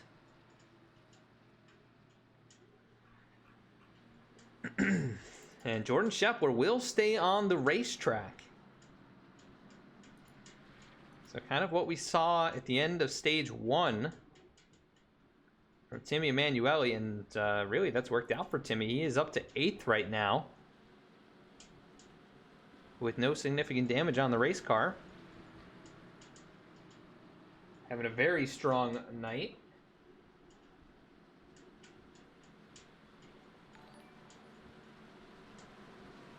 Thank you, Creative Mind, for the follow. Appreciate that. Thank you for tuning in. As we are about to get going once again, Jordan Shepler in control of the field here with Eric Hutton to his outside, winner of the first 2 stages tonight. And green flag is the 13 is going to pull right down and out of the way. We'll see, how this all works out. I don't think anybody will get a black flag, but Stravato will take away 2nd. And Seth Hatchell to 3rd, Ryan Gemmel to 4th. Dallas Sullivan with the performance of the season for him up in 5th. And we do have cars going around on the backstretch. Justin Carey, Joey Mines, 71 of Lane Sulfridge as well. Cautions, breeding cautions tonight. And this one, I think maybe a little bit avoidable, but so tough there in turns 1 and 2. You see the 21 of Justin Carey. He'll get into the back of the 71. Around they go. Ultimately, just a little hit to the inside wall for the 21-20 of Joey Mines, able to keep it under control. And what a save from the 71. Who got tagged there and doesn't end up hitting the wall. So nice piece of driving for Lane.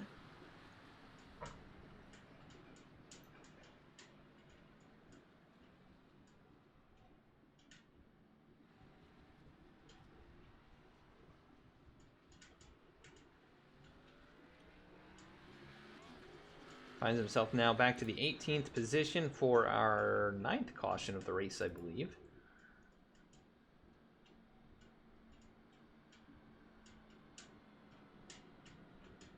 I'll dial up Safe Ferris here after his pit stop, depending on how long it is. He's had a long race. I really want to hear from him and see how he's feeling and what the car is doing for him at this point.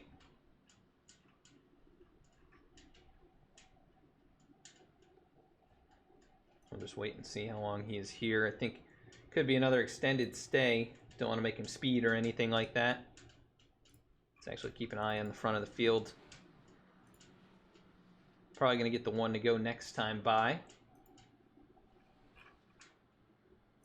So we'll keep an eye on Safe.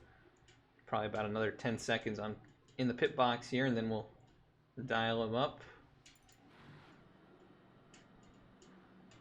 As the leader's working out of turn 4. And Safe still in the box. 47.4 second stop. Should get the one to go this next time by. Maybe we will dial him up next time, but he is still getting damage repaired on that race car, and gotta give an attaboy not giving up. And he's still in the fight here in the top 20. As things sit, Josiah Vincent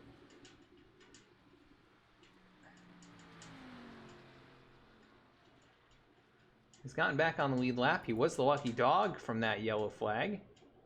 And we do have an extended caution, so we'll pull up Safe.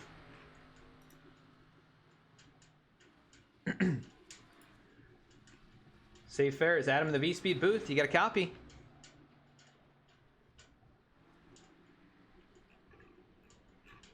Oh. Safe Fares, Adam in the V-Speed booth. You got a copy? Yeah, hey Adam, gotcha.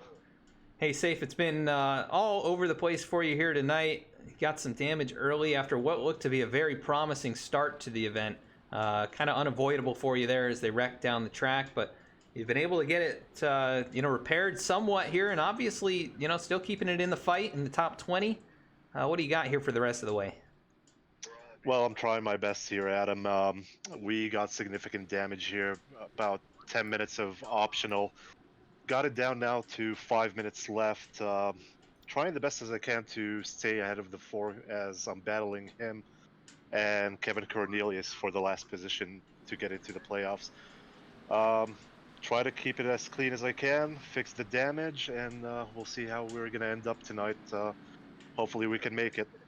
Yeah, you're right there around the cut line. Still quite a ways to go, and we've seen a lot of issues for a lot of drivers, and that's kept you up in it. So we'll see how things go for you here. Safe. Good luck the rest of the way.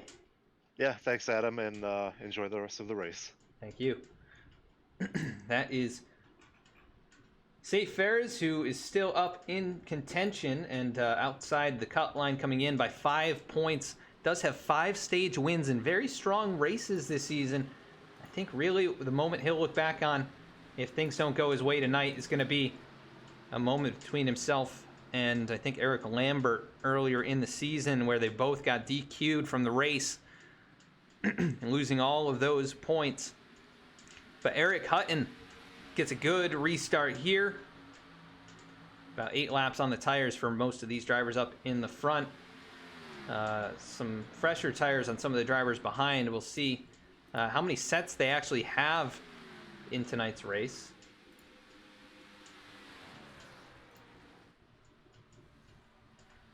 They had 6 additional sets, and some of these drivers have made a lot of stops. Safe has made 11 stops. Not sure if he's taken tires on many of those.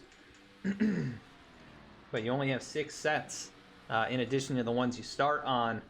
And Eric Hutton pulling away. Good margin right there as the teammates for V-Speed battling for 3rd and 4th.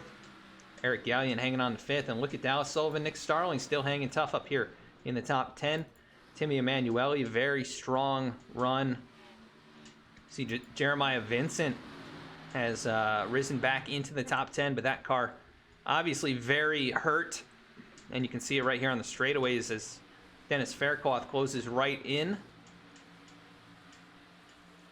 But sometimes losing that back panel can actually keep you,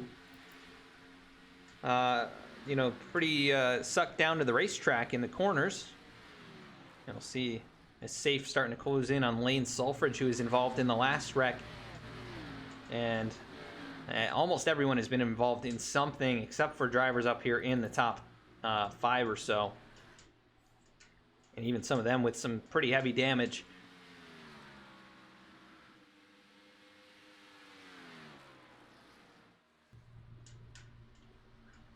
So Eric Hutton out in front. He has led a lot of laps. Let's do a quick rundown of the field. 61 laps led, so just half of the laps right now. AJ Stravato second. He's led 53, so between those two, they have led almost the entirety of this race. Seth Hatchell in 3rd, started in 8th, and he's been closest competitor to those two out in front. Ryan Gemmel in 4th after starting 7th. He's been through a couple things tonight, but back up here in the top 5. Eric Gallion been up here all race long. He's gotten some of his damage repaired, which is good. Dallas Sullivan up 10 spots, a big mover in tonight's race. Nick Starling also up 10 spots. Timmy Emanuele currently up over, as he lets the 80 on past. Right now in 10th position. Here comes Kevin Cornelius, going to take that spot away. So Timmy losing a few positions right there. As he got passed up by Jeremiah Vincent, Dennis Faircloth, and Kevin Cornelius, all in the top 10. Nick Alves up here in 12th. Good strong run for him. Lane Sulfridge, one of his better performances of the season, in 13th. Safe Fares back to 14th, but able to nurse that car to this point and still said lots of damage to be repaired. So if he can get a couple more breaks, might have a chance to work his way into the standings. You see TJ Brendel, Jordan Scheffler up here, Tony Baird, Josiah Vincent, came into this 5 points above the cut line. And right now in the 18th position, Brett Sommers, 20 points out to enter the night. He has led a lap. Currently in 19th position. Justin Carey in 20th. Joey Mines, first car 1 lap down right there in front of him in 21st. Nick Gardner, 22nd. Dennis Steele, 23rd. Chris Simard, 24th, 9 laps down. And Cody Adkins still out here, 25th, 10 laps down. Everybody else behind the wall or on pit road. So 26th, Dylan Teal. 27th, Michael Newman. 28th, Mark Beverly. 29th, Alan Dayz. 30th, Kyle Payne. 31st, Zach Smith. 32nd, Robert Gilmore. 33rd, Mark Emerson. And 34th, and last in the field tonight, Keith Mayato. Those two at the bottom of the standings, involved early on in this one. I think I saw the 20 in the wall there. But he is struggling a little bit with that race car. Chris Simard right there behind him. Eric Hutton has extended his lead to 1.1 seconds, but we've seen this throughout this race. He's been able to have the short run speed, and caution's going to fly to help him. And Kevin Cornelius involved. I think maybe just looped it off the turn. Doesn't appear to have much more damage than before. Let's take a look.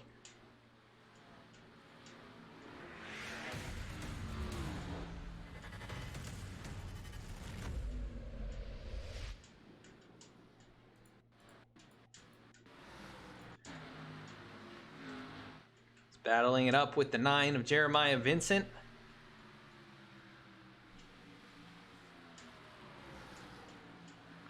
Go into turns 1 and 2 side by side like we've seen so many times. I think this is going to be the same case. Actually, a little bit different. Oh, Jeremiah gets put in the wall hard, and Kevin down across the track hard into the inside wall. Let's take a look from this perspective. This is going to be a hard impact.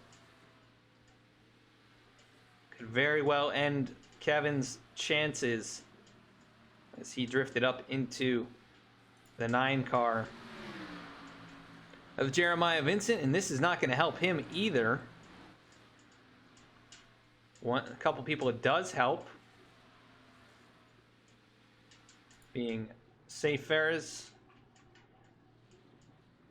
who actually is going to, well, yeah, pulls into his box here, and also Josiah Vincent. This will help him significantly as well. Both of those drivers can get a lot of damage repaired under this caution. Josiah will roll off. Appears to have that car pretty well put back together.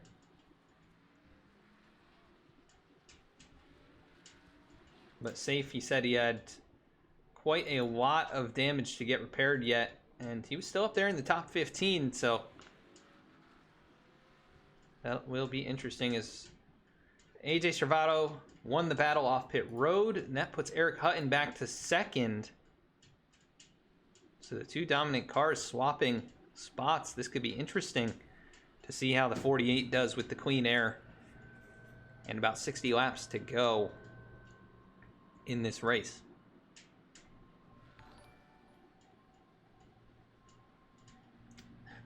Thank you for the host. Very long number. Appreciate that. Thank you for that. We are about at the 2/3 mark here in tonight's race. This is the Lazy Days 250 at Darlington for the Below the Double Yellow Cup Series. Sponsored by the American Trucking Association. We're here in Stage 3. It's been a very crazy race. This is the final race of the regular season. And we'll bring up the points, kind of give you the rundown of what's happened to some of these drivers. The top 8 were locked in coming in. Eric Hutton, the 8th place driver in points. He has won the first 2 stages. Dallas Sullivan in 11th. He's had a very strong race and essentially locking himself in. Jeremiah Vincent just got involved in a wreck. Nick Starling's been up towards the top 10, in the top 10 all race. Timmy Emanuele up here in the top 10 as well. Josiah Vincent has had a roller coaster of a night. He's been involved in multiple things. Safe Ferris has been involved in a couple of wrecks. Alan Dayz is, I believe, out of this race. He is in 29th position. Kevin Cornelius just wrecked. He's 21st, but had a good first stage, and it all went wrong in stage number 2. Nick Gardner already locked in, and Brett Sommers has he's been involved in a couple things currently. 18th on track.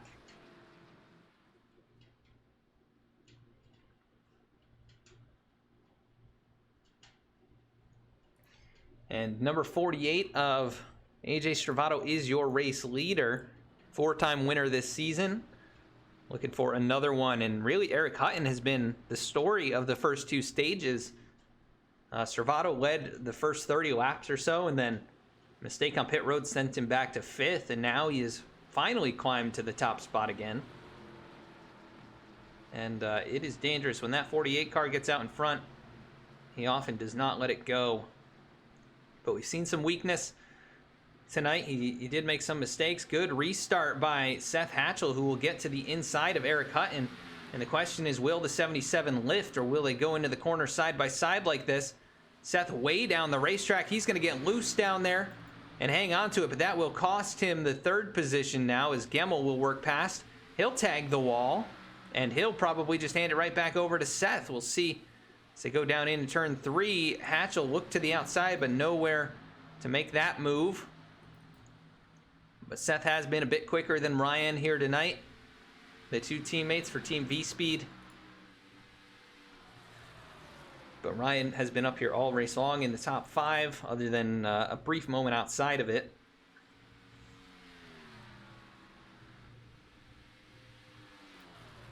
And right now, AJ Stravato really showing what Clean Air can do, up over Eric Hutton a half second already.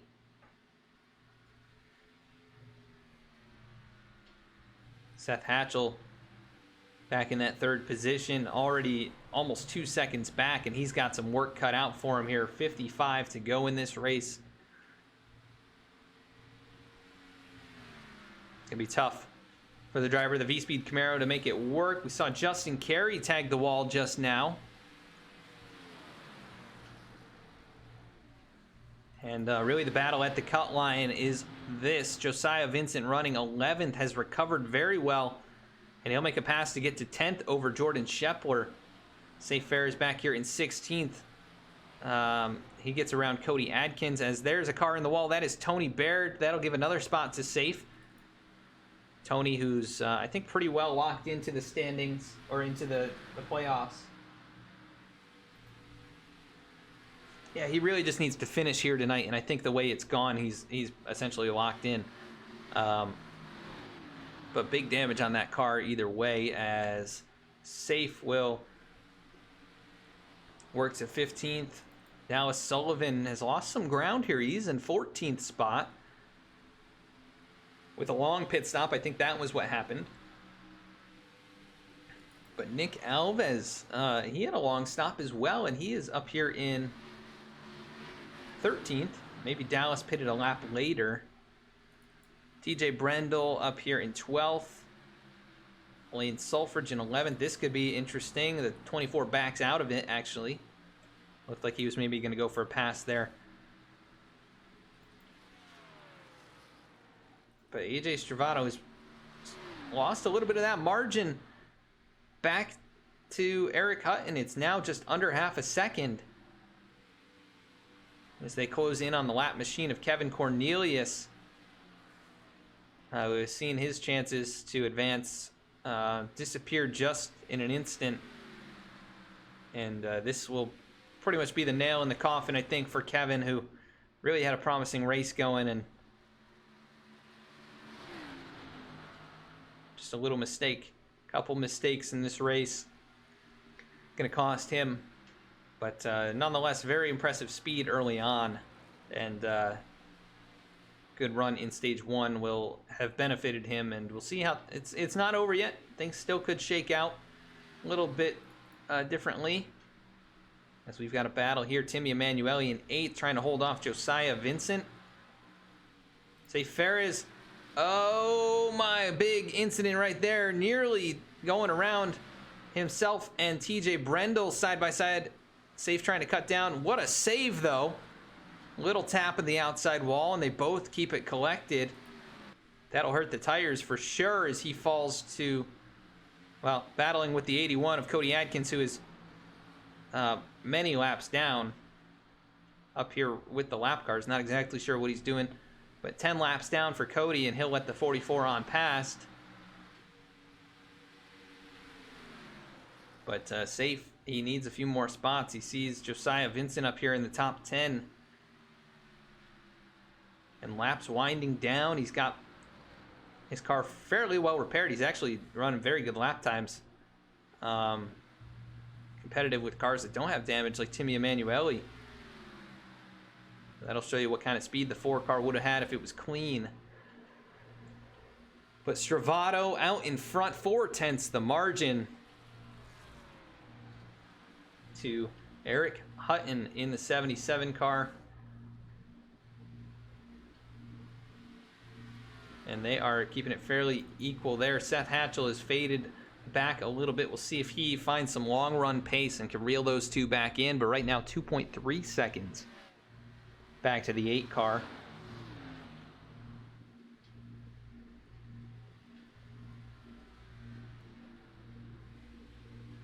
And a little over 45 laps to go.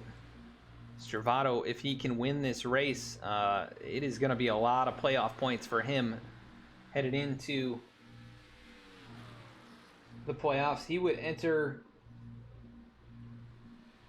with 27 plus whatever you earn for winning the championship, the regular season championship, which I think in winning the race would essentially lock him in doing so. Mark Emerson, who was your points leader coming in with essentially no points in tonight's race, he'll finish 33rd. This would be more than enough for AJ to take that victory for the regular season championship, and Hatchell and himself tied coming in. But this would be the difference right here. They've been pretty close throughout the stages. I think AJ with maybe a couple more points in stage points. And the rest of the drivers in the top 5 about where they've been all race long. Very impressive to see Eric Gallion up here. Dennis Faircloth has progressed nicely in this race. Nick Starling has been up here in 7th, I think, for about 100 laps now. Timmy Emanuele still holding off Josiah Vincent as they come up on a couple of lap cars. Kevin Cornelius will get out of the way of both of them, knowing what's on the line for these guys. Timmy just 12 points above the cut line.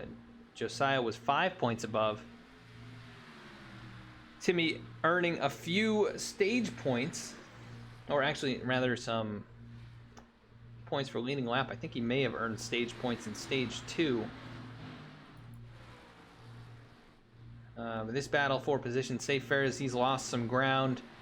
Got passed up by Jeremiah Vincent, now going to get passed up by Justin Carey if the 21 completes the pass. Brett Somers down to the apron.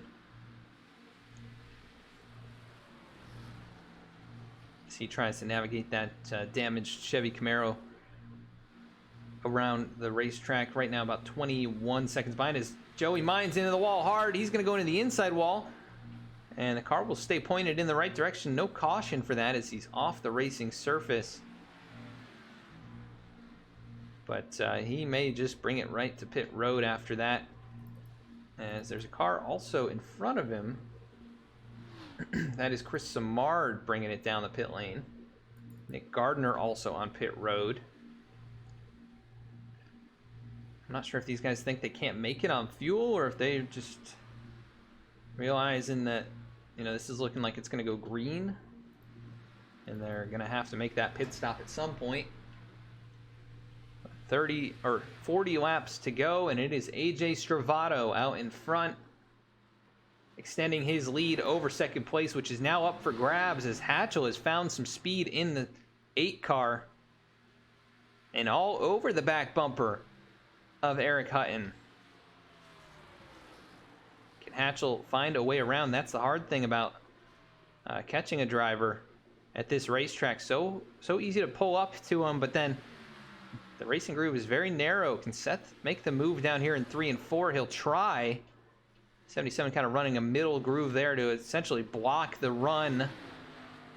Seth will have to kind of reload and attempt a different way, but they are losing time by doing this. And Eric Hutton definitely falling off here as the run has gone on. Hatchell had closed up by about a half second or more, and now he gets a really good run down the back straightaway here. He'll be fully alongside. Eric Hutton will let him go. Good move there as he saw how quick the 8 car was, and he held him up for just a little bit, maybe to protect his teammate from Hatchell getting there, but things shaping up nicely for the end of this race. We're going to go to a quick side-by-side commercial break and be right back. V-Speed is proud to be partnered with Below the Double Yellow podcast, a podcast for NASCAR fans by NASCAR fans. Listen to Nick and Joe discuss all the latest on-track action, available on Apple Podcasts and Spotify. V-Speed is also proud to present the 2021 Below the Double Yellow Cup Series, brought to you by the American Trucking Association, starting January 14th, 8:25 p.m. Eastern Time, Thursdays at twitch.tv/VSpeedSim.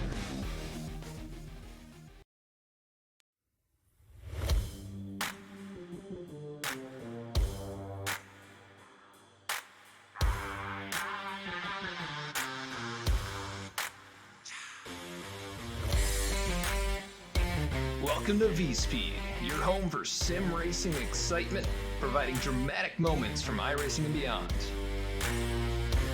We offer broadcasting for leagues across iRacing with specialized packages to help grow your league and advertise your sponsors. Shot at it, I think, and right now Stravato with that advantage. It's half a car length the difference between first and second going into turn 1. He gives the bumper to Connor Horn. These two have gone all year to get to this point. Jacob Shorba drifting up the racetrack. They make contact. The 88 goes around. The 95 goes around. The 12 caught in it. Our design team can help you create anything from paint schemes to sim rig parts with expertise in both 2D and 3D design with 3D printing capabilities. Looking to get into broadcasting yourself? We can help you design and operate custom overlays to make your stream look as professional as possible.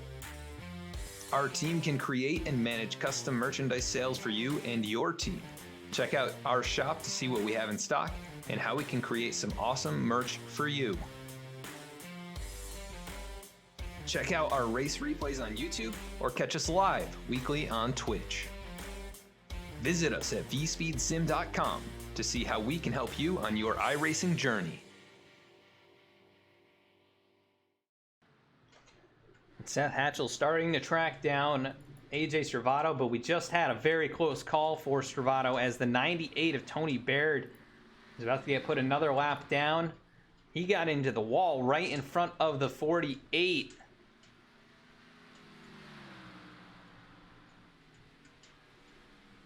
And able to get out of the way. But the gap now from Hatchell to Stravato, 1.5 seconds. So he has cut it back down by nearly 3/4 of a second.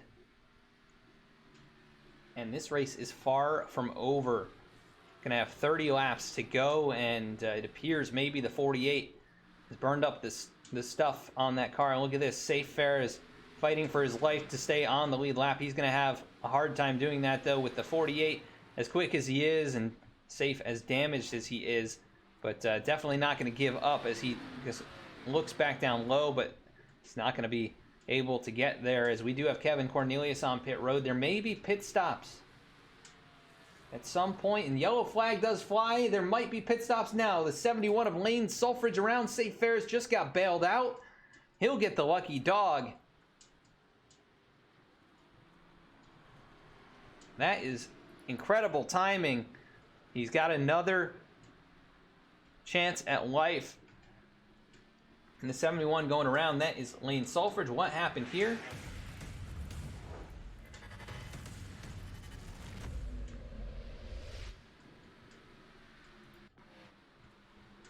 It looks like a little bit of an incident between the 22 and the 71. So TJ was looking low. 71 hanging high in the high line there, and he gets contacted. Oh man, Chris Samard just unable to avoid that as well. Chris has had a really rough night. Very minimal contact there, but still, you know, it's just wrong place, wrong time every single wreck tonight, it seems. And he is still 22nd. I mean, something that Chris never gives up, and you can see that in the results. And he's had so much bad luck this year. And you know, currently 10 laps down, but still out here making laps. And you got to feel for the 71. This really puts him in a bad spot. 1 lap down. Time running out, and man, Seth Hatchell was closing in. You know, he wanted that long run, and we'll see how this restart goes for him and how this pit stop goes. He's going to have a great stop, and Stravato has had his fair share of issues on pit road. Stops in the box perfectly, though. Eric Gallion having to back up there. We'll see how they make it off. As Hatchell out of the box, it's going to be a close race. Stravato's going to win that battle. Hatchell second, Hutton third. Ryan Gemmel in fourth. Dennis Faircloth will come out a little bit farther forward. Oh, but AJ Stravato speeding on pit road. This has cost him several times this year. And it's going to bite him tonight. He's probably not going to have enough laps left to get back up there, but not many cars on the lead lap. We'll see what AJ can do. One of the fastest cars tonight. But Seth Hatchell just given a gift by the 48. And we had a car, I think, just blow up.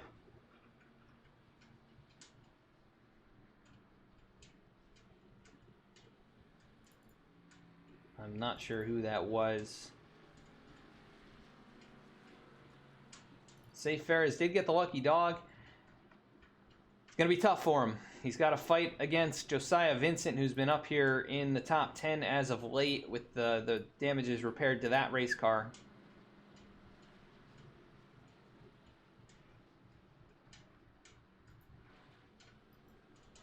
Really a short run here to the finish, I think.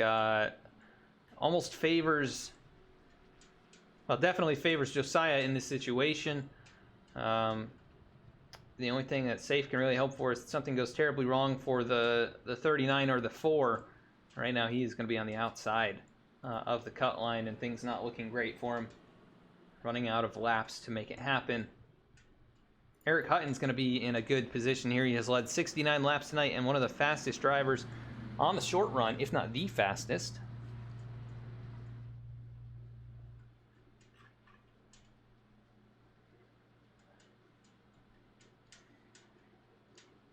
And looks like Brett Sommers will take a wave around. Tony Baird as well. Tony will go back to 1 lap down. Chris Samard will get one of his laps back. He'll go to 9 laps down. And Chris running out of time to potentially gain positions. But anything can happen, and anything has happened in tonight's race. I mean, just this last pit stop shows you literally cannot predict what's going to happen. Racing is never done until the checkered flag flies and the winner has crossed the line.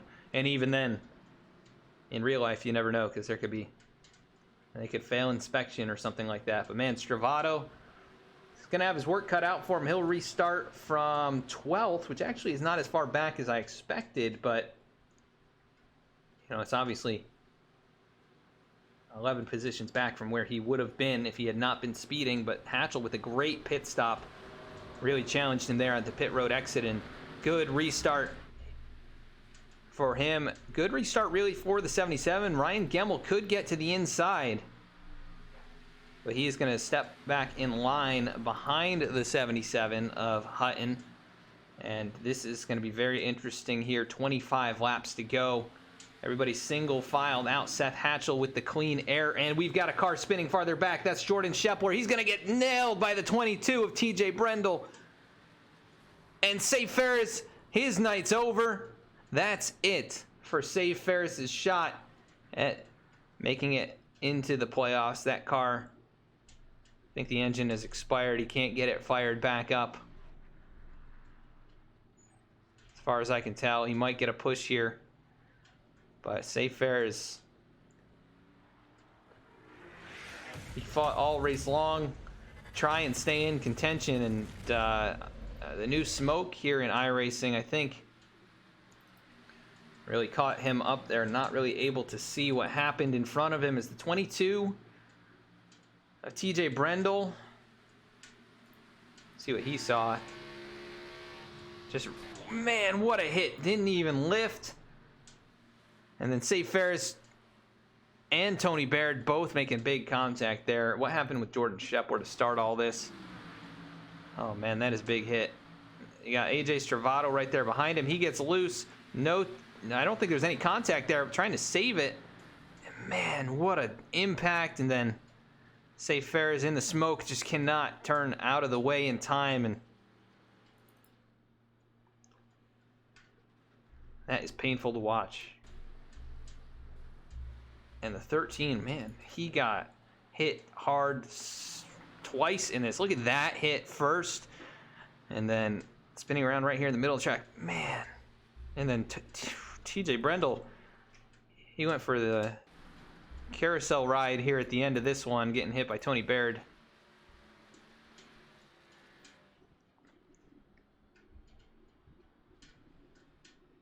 And that all but guarantees Josiah Vincent will advance. Safe Ferris is eliminated from playoff contention. And I don't think that's what Seth wanted to see. He had a good little advantage there. I think about 3/4 of a second over Hutton. And kind of reset the cards here now. And this moves the 48 closer. Not much, though. He only gained one spot, and that was over Jordan Shepler. Jordan will go a lap down. Brett Sommers on the racetrack still in 14th. He is the last car on the lead lap. It has been an absolute race of attrition. 34 enter. And we have 24 still on the track. Wait, Alan Dayz has come back out. He just exited pit lane. We have 25 on the track now. Although Joey Mines seems to have essentially pulled it behind the wall. Lane Sulfridge may have ended his night as well. So 23-ish drivers out of the 34 that started, and only 14 on the lead lap, and many of those heavily damaged.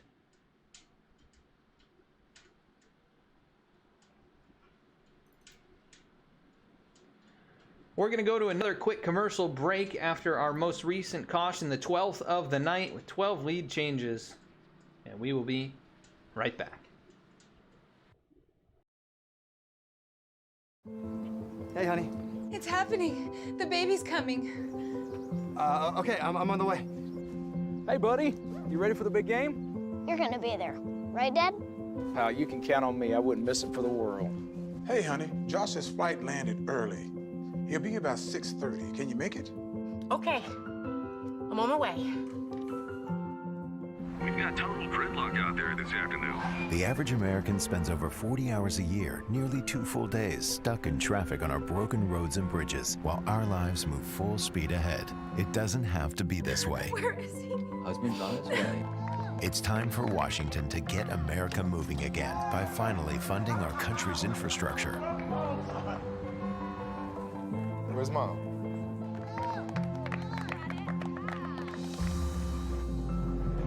Tell Washington to fund America's infrastructure, because life won't wait.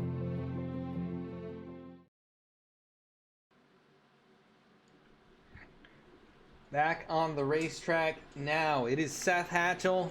It is Eric Hutton on the front row. Then Ryan Gemmel, Dennis Faircloth, and Nick Starling, the top 5. Hatchell gets us going. Green flag back in the air, and good coordination there between the teammates. Ryan Gemmel gets a great restart. He'll have a good shot to take second away, and how things have turned here tonight. So LDR with dominance here in the early stages with Hutton, Stravato, and Mark Emerson out in front, and then it was kind of the V-Speed Camaros behind him, and now it's two V-Speed machines leading the LDR machine of Eric Hutton. And laps winding down, just going to be about 20 to go. Can Ryan Gemmel earn his first win of the season? Chasing his teammate Seth Hatchell, who already has one, but looking for another statement win here in the Below the Double Yellow Cup Series, trying to take advantage of the mistake that AJ Stravato made, and Stravato trying to recover. Look at him wheeling that thing behind Eric Gallion, the 33, trying to hold him off, 7th and 8th position, but Stravato going to try and take that spot back. He will take it. Move the 48 to 7th. Big slide there.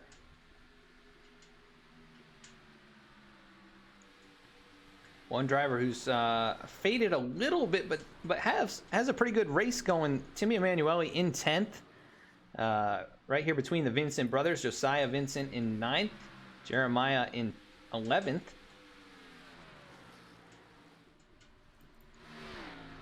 But man, this battle up here is not done yet.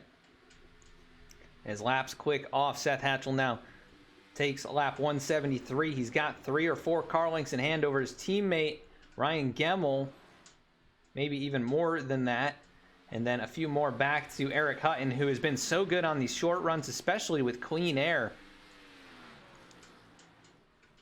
But can he get up here and pass these two V-Speed Camaros? That is a tall task to be able to do that. His teammate AJ Stravato working his way into the top 5 once again. So Stravato to 5th. Has recovered well from his mistake, gaining 7 spots already. But over 2.5 seconds back from the race leader.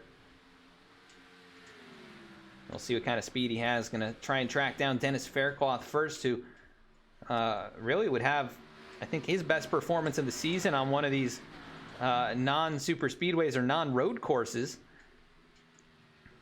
More traditional mid-size oval. Right here in 4th. He is struggling a little bit with the handling right now, trying to keep that car under control, but really pushing it. You can see him really driving that thing off the corners and matching lap times to Eric Hutton up there in front of him. Fastest car on the track was Ryan Gemmel. And he is not done fighting for it just yet.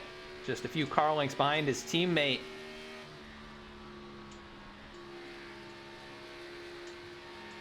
And he's got a bit more damage. I don't think Seth really has any. So Ryan fighting that, but good run out of turn number 2 for the 6 of Gemmel. Down the back straightaway they go into turn number 3. The gap is closed now down to just about 1 car length, and Ryan has found something that's working for him. But loses a little bit there out of turn number 4, back to about 3 car lengths down across the stripe.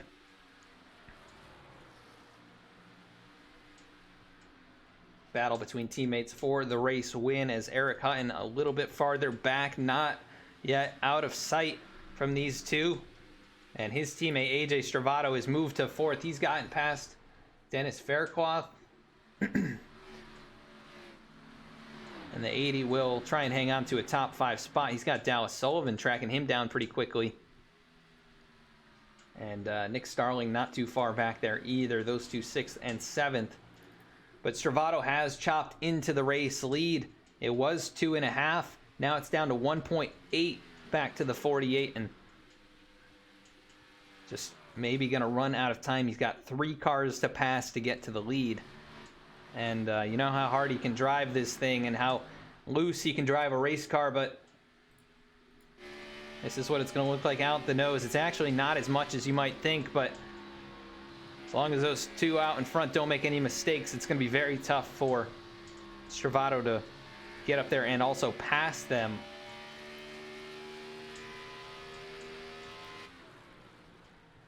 But driven by his mistake, he has really started to close in. Chops that lead back down by another 1/10.5 this time, but lost a little bit there out of turn 4. He actually was the fastest on track, but only by a few thousandths of a second. Hatchell with a very good lap time, starting to pull away from his teammate. Coming to 10 laps to go next time by. Not many competitive race cars left on the racetrack. Timmy Emanuele in 10th out here in front of Jeremiah Vincent and Justin Carey. There may be a battle forming between 11th and 12th there.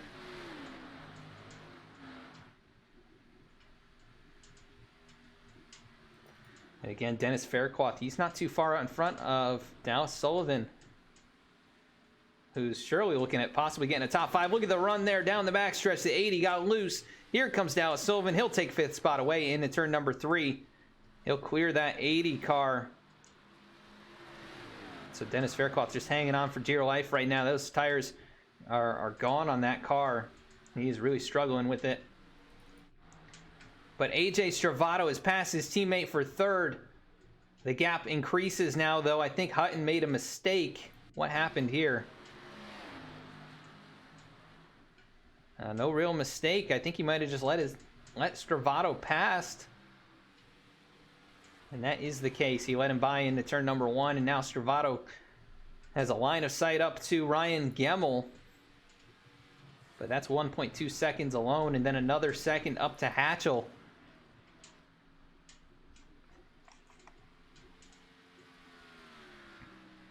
So Seth Hatchell gifted with the race lead from the mistake from AJ Stravato, but that being said, Seth was tracking him down before the yellow flag flew.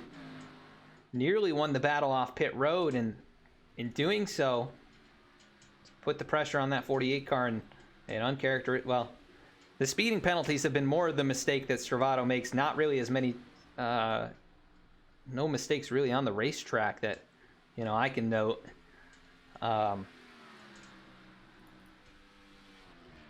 But right now, it seems the tires have somewhat stabilized. Lap times are pretty close among the top 3.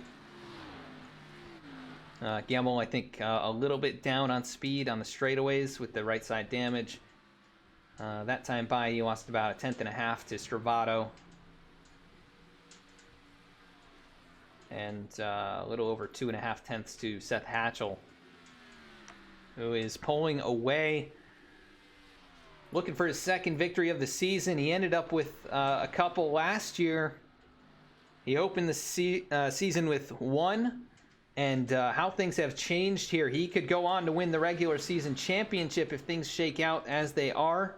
We'll have to see how the points situation settles out. But Hatchell, who was looking at maybe a runner-up in the standings for the regular season, he was so close last year. And 5 laps to go. It's still not over. Anybody could have an issue. But Seth Hatchell definitely hoping that is not the case. He has got clean sailing out in front. It's 2 seconds back to his teammate Ryan Gemmel, who is probably going to try and hold off AJ Stravato and try and secure a 1-2 finish for Team V Speed. But Stravato closing in. He's definitely got more speed than the 6. So this could get interesting.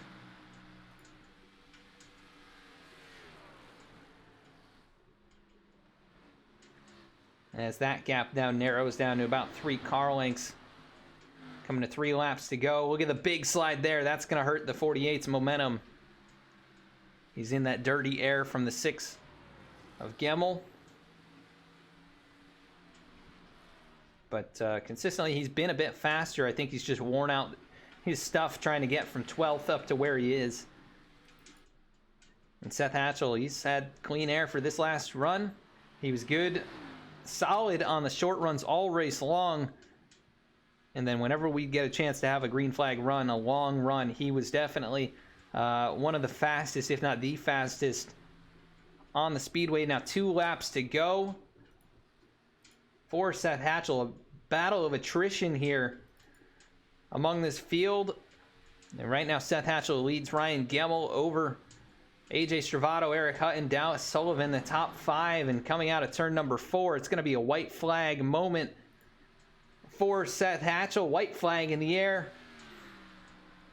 And Seth Hatchell looks like he's on his way, unless something ridiculous happens here, and anything can happen. But Hatchell, clear track behind him, and a pretty good margin to the lap cars in front of him. Actually, they're side by side as I say that, but he has plenty of space to really back off as Ryan Gemmel under pressure for second spot. He's going to power it out of turn number 4, but Seth Hatchell will win at Darlington, his second victory of the year, and most likely take the regular season championship. His teammate Ryan Gemmel finishes second, and AJ Stravato, try as he might, comes home in the third position.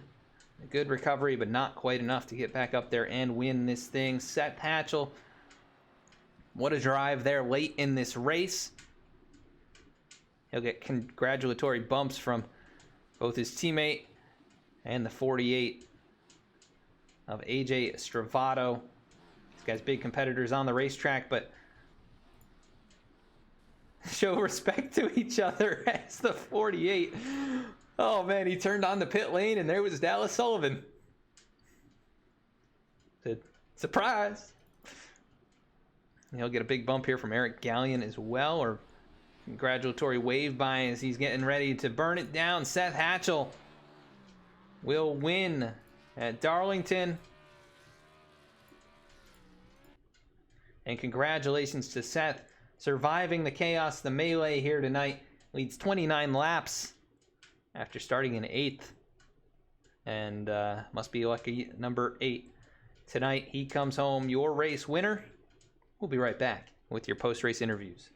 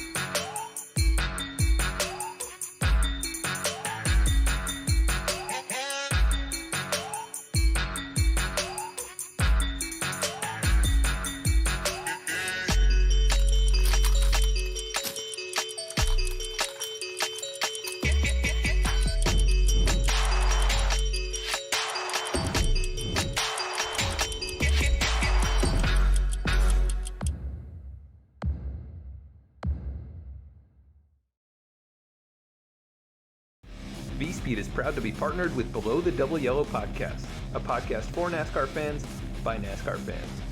Listen to Nick and Joe discuss all the latest on-track action, available on Apple Podcasts and Spotify.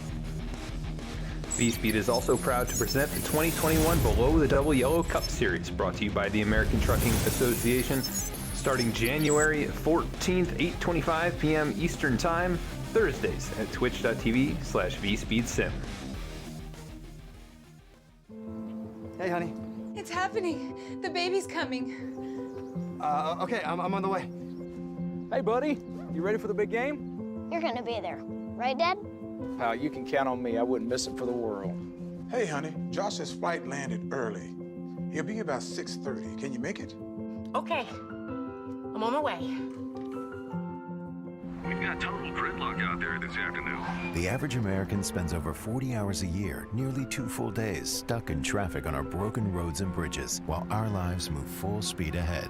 It doesn't have to be this way. Where is he? Husband's on his way. It's time for Washington to get America moving again by finally funding our country's infrastructure. Where's Mom?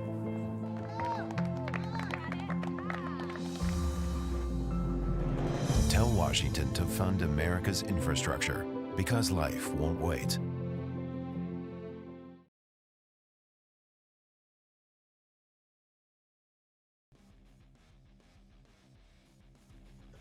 We're going to do things a little bit differently tonight. We've got some calculations and numbers being crunched in the background to figure out who the regular season champion is. It's going to be super close, as AJ Stravato and Seth Hatchell came in to this race tied for second, and with Mark Emerson getting knocked out early, that took him out of contention for that regular season championship. But we're going to pull up third place to start. AJ Stravato, Adam in the V-Speed booth. You got a copy? Yes, sir. Well, AJ, a little bit of a disappointing end to an otherwise fantastic race for you. You know, you were up there in the lead at the start of this thing. You fell to fifth during the first pit sequence, it seemed, and then worked your way. It took a long time to get past your teammate, but you eventually did it, and looked like you were on your way to victory, potentially. But give us a rundown of what happened there, and you know, how hard you were driving to get back to the front. Yeah, first of all, that was Darlington's one of my favorite tracks, so not come up with a win here is stinks a little bit, but I think it was just ill-timed cautions. I think I was throughout the entire race trying to get by Eric. I was just trying to save my tires, and every time we'd get to that point where we were going to start reeling in, a caution would come out. So I don't know what was going on behind me, but it got frustrating after a while. But you know, shouldn't have even been back there in the first place. I think the first pit stop, I slid through my box barely, just enough to cost me a couple spots. So then most of the race we were just trying to get track position, get by Eric. But once we did, I think the second to last stop we had, I sped going 46 for about a half a second. So that was a little frustrating, but had to work my way back through the field, and I mean, came up in third, so I can't be too mad. But definitely felt like I threw away a pretty winnable race right there. Yeah, we saw Seth was really good on the long run. Like, both you and him were the best cars. He started to close in on you there before that kind of last caution came out, or second to last caution. You know, were you expecting a battle there, or were you still saving a little bit, or what was going on at that point? I think it was a combination of both. Certain points I couldn't save because I had, you know, lap cars around me, and I gotta say something, man. Some of the lap cars today were it's pretty frustrating getting around some people running, you know, side by side when they're not even battling for position. I think that cost me, I think on the last run, about a second to Seth. So I definitely was more so focused on starting to push a little bit once he got within that second and a half range, just to kind of manage the gap, and it never ended up happening. We ended up getting a caution, but I definitely was expecting something for Seth. I know he is one of the better guys when it comes to saving his stuff. I think that's kind of his driving style, and it was going to work to his advantage right there. Just too many cautions. It was frustrating, but you know, my own self-inflicted mistake cost me the race, and you know, if anybody I'd want to see win, I think it's Seth. He's a great racer, races everybody super clean, and I don't think I've ever seen him through any circumstance get super mad at anybody, so it's pretty admirable. So good to see him win. Yeah, a well-earned victory. It would have been a well-earned victory for either of you, you know, because you had to fight up, you know, through the top five and then fought past your teammate. And I think you led the most laps here with 85. You started on the pole and looked to be probably the fastest car in any circumstance, whether short run or long run. Definitely one of the fastest. But 4 wins, you know, in the regular season. We wrap it up here tonight. It's going to be very close between you and Seth. I think Seth may have the edge. We're still waiting on that, but just give us a summary of your season so far to this point, and what you're looking forward to moving into the playoffs.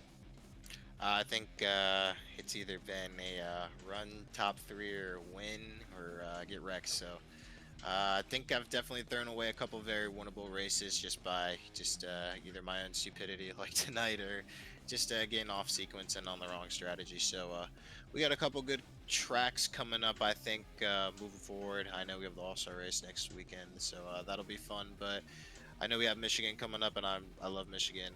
Nashville and Daytona will be interested in the round of 16. And then we have a lot of really good tracks in the round of 12 and 8. So just looking forward to that, and just looking forward to everything coming up, and just keeping the car clean. I think if we can do that, we can have a shot at another championship. But gotta work my butt off. There's some quick guys in here, so should be interesting. Yes, sir. You'll enter the playoffs with a pretty good playoff point advantage, and probably gonna carry you pretty far through the playoffs no matter what happens. And looking forward to seeing if you can repeat in the All-Star race. A bit different this year than last year, but you did win that one, so we'll see if you can go 2 for 2. So that should be a lot of fun. But third place tonight, a good solid race for you. Again, showing off the performance of that 48 car, leading 85 laps after starting on the pole. Anybody you want to give a shout out to for the podium finish? Just my teammates, Eric and Mark, and all the Vincent Solfridge brothers. A lot of fun on Thursdays. Just kick it back, wind down a little bit, and run a fun league. Obviously, the league admins, yourself for putting on a hell of a broadcast. Always love watching these and talking to you if we finish well. And I would say my buddy who designed this car, Dan Asher Designs, check him out on Twitter. He does some great work, and Lazy Day Racing for sponsoring the race today. Stinks we couldn't bring it home today, but it was a lot of fun, and congrats to Seth once again.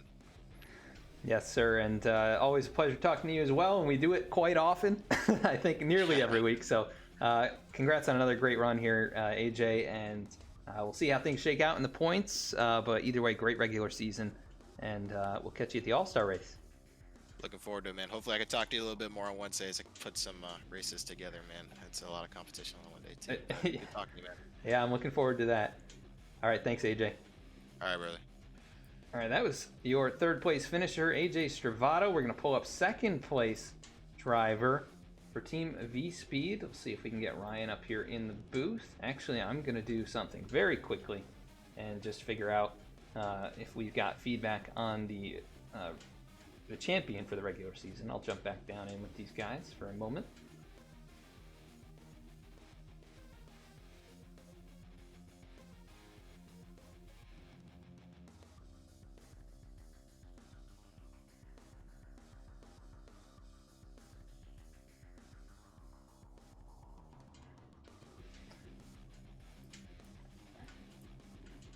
All right, I actually have brought AJ Stravato back up in the booth with me here, and it turns out AJ is your regular season champion.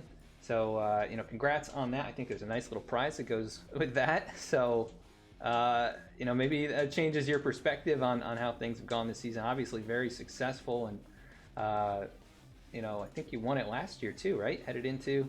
Oh wait, no, maybe it was second there. I'm not exactly sure, but either way. I know I didn't win it last year. I missed out on it by a little bit, but it's good to win it this year. I'll tell you that right now. I was kind of helped a little bit. I guess hauling rear end at the end of that last run paid off because I was driving seeing red the entire time. So I guess driving a little ticked off. I'm glad it paid off. So that's pretty cool. Yeah, I was saying it during that charge back up to the front. I'm like, he's driven by his mistake here for sure.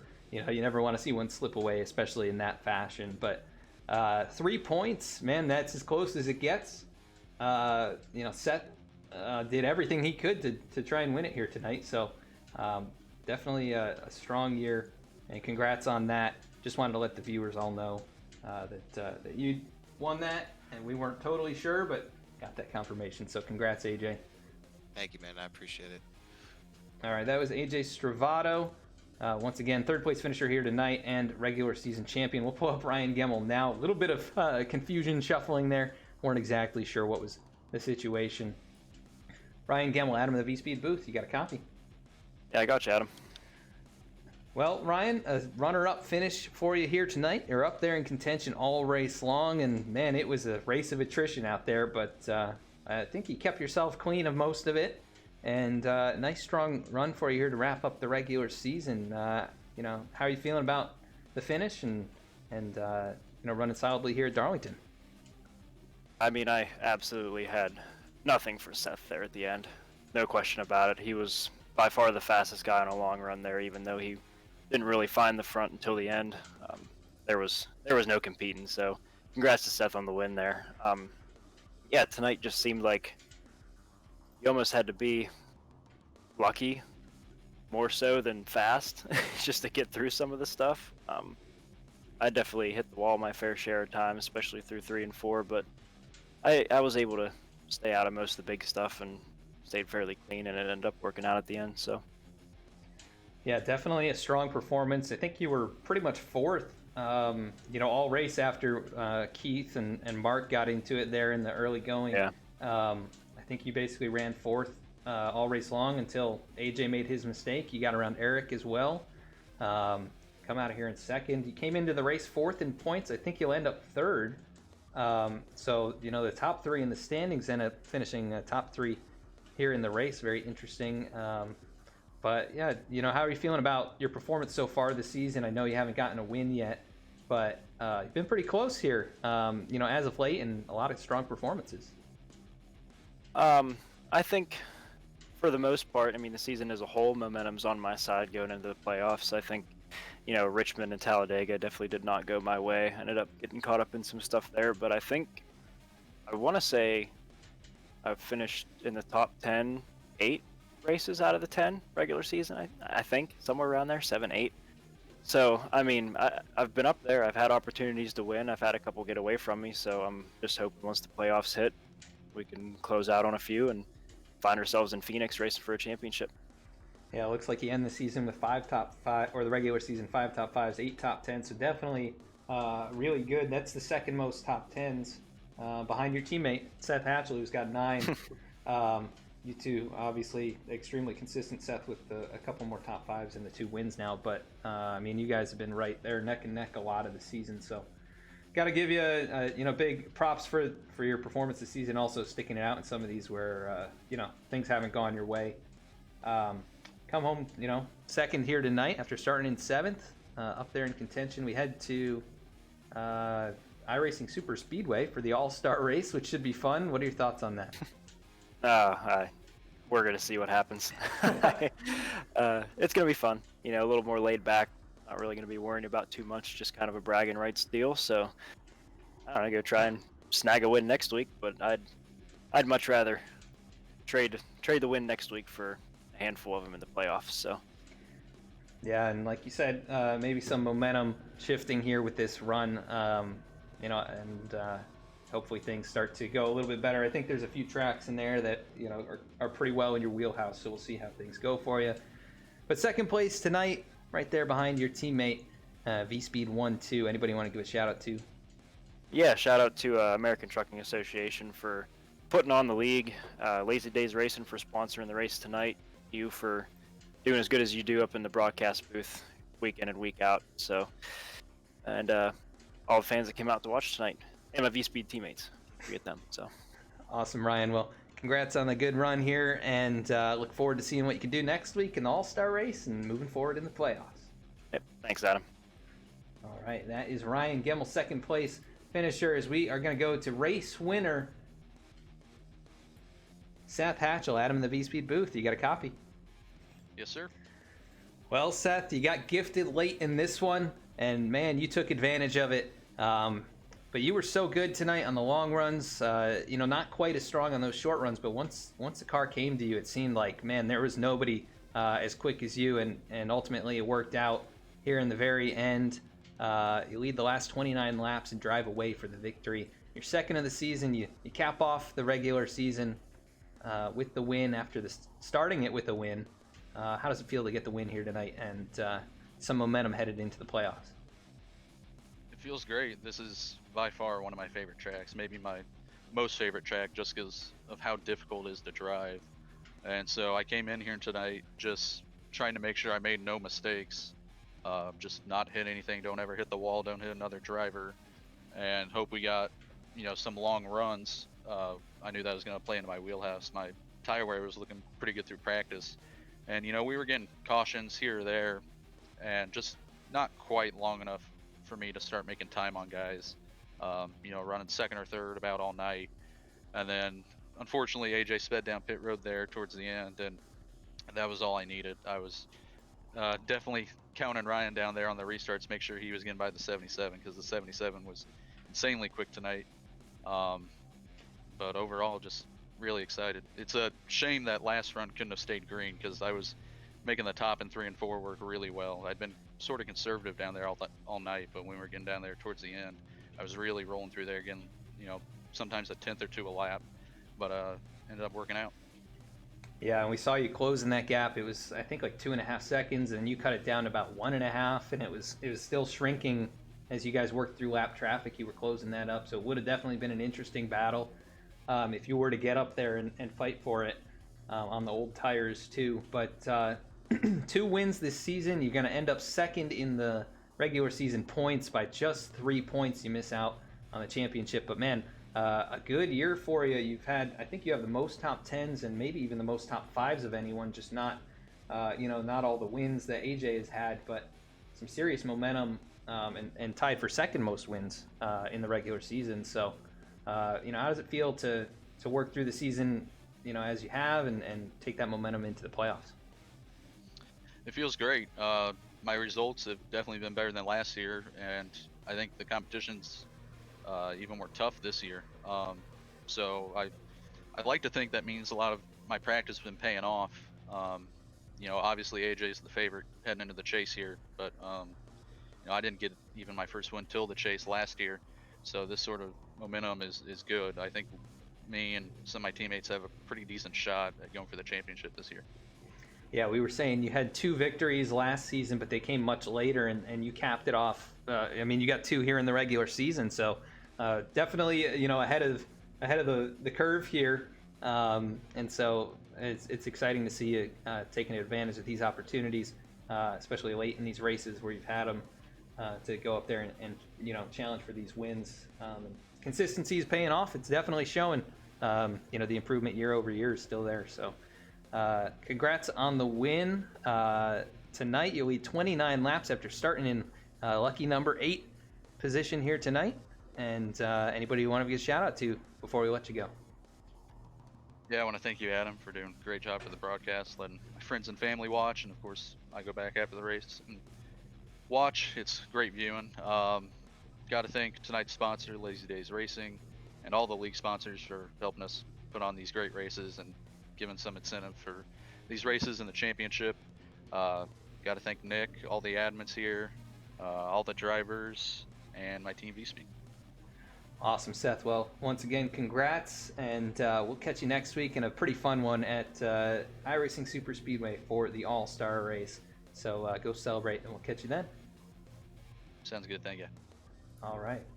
That is Seth Hatchell, your race winner, his second of the season. I know he's got a lot of fans here in chat cheering him on all race long, and always cool to see Seth pull one out. A good, solid race for him here, and definitely one of the fastest cars all race long. Let's go take a look at the rest of the results in tonight's event and head on out. 12 cautions. It was a race of attrition, as it often is here at Darlington, and Seth Hatchell ends up taking home that victory, leading the last 29 laps. His teammate Ryan Gilmore able to hold off AJ Stravato for second.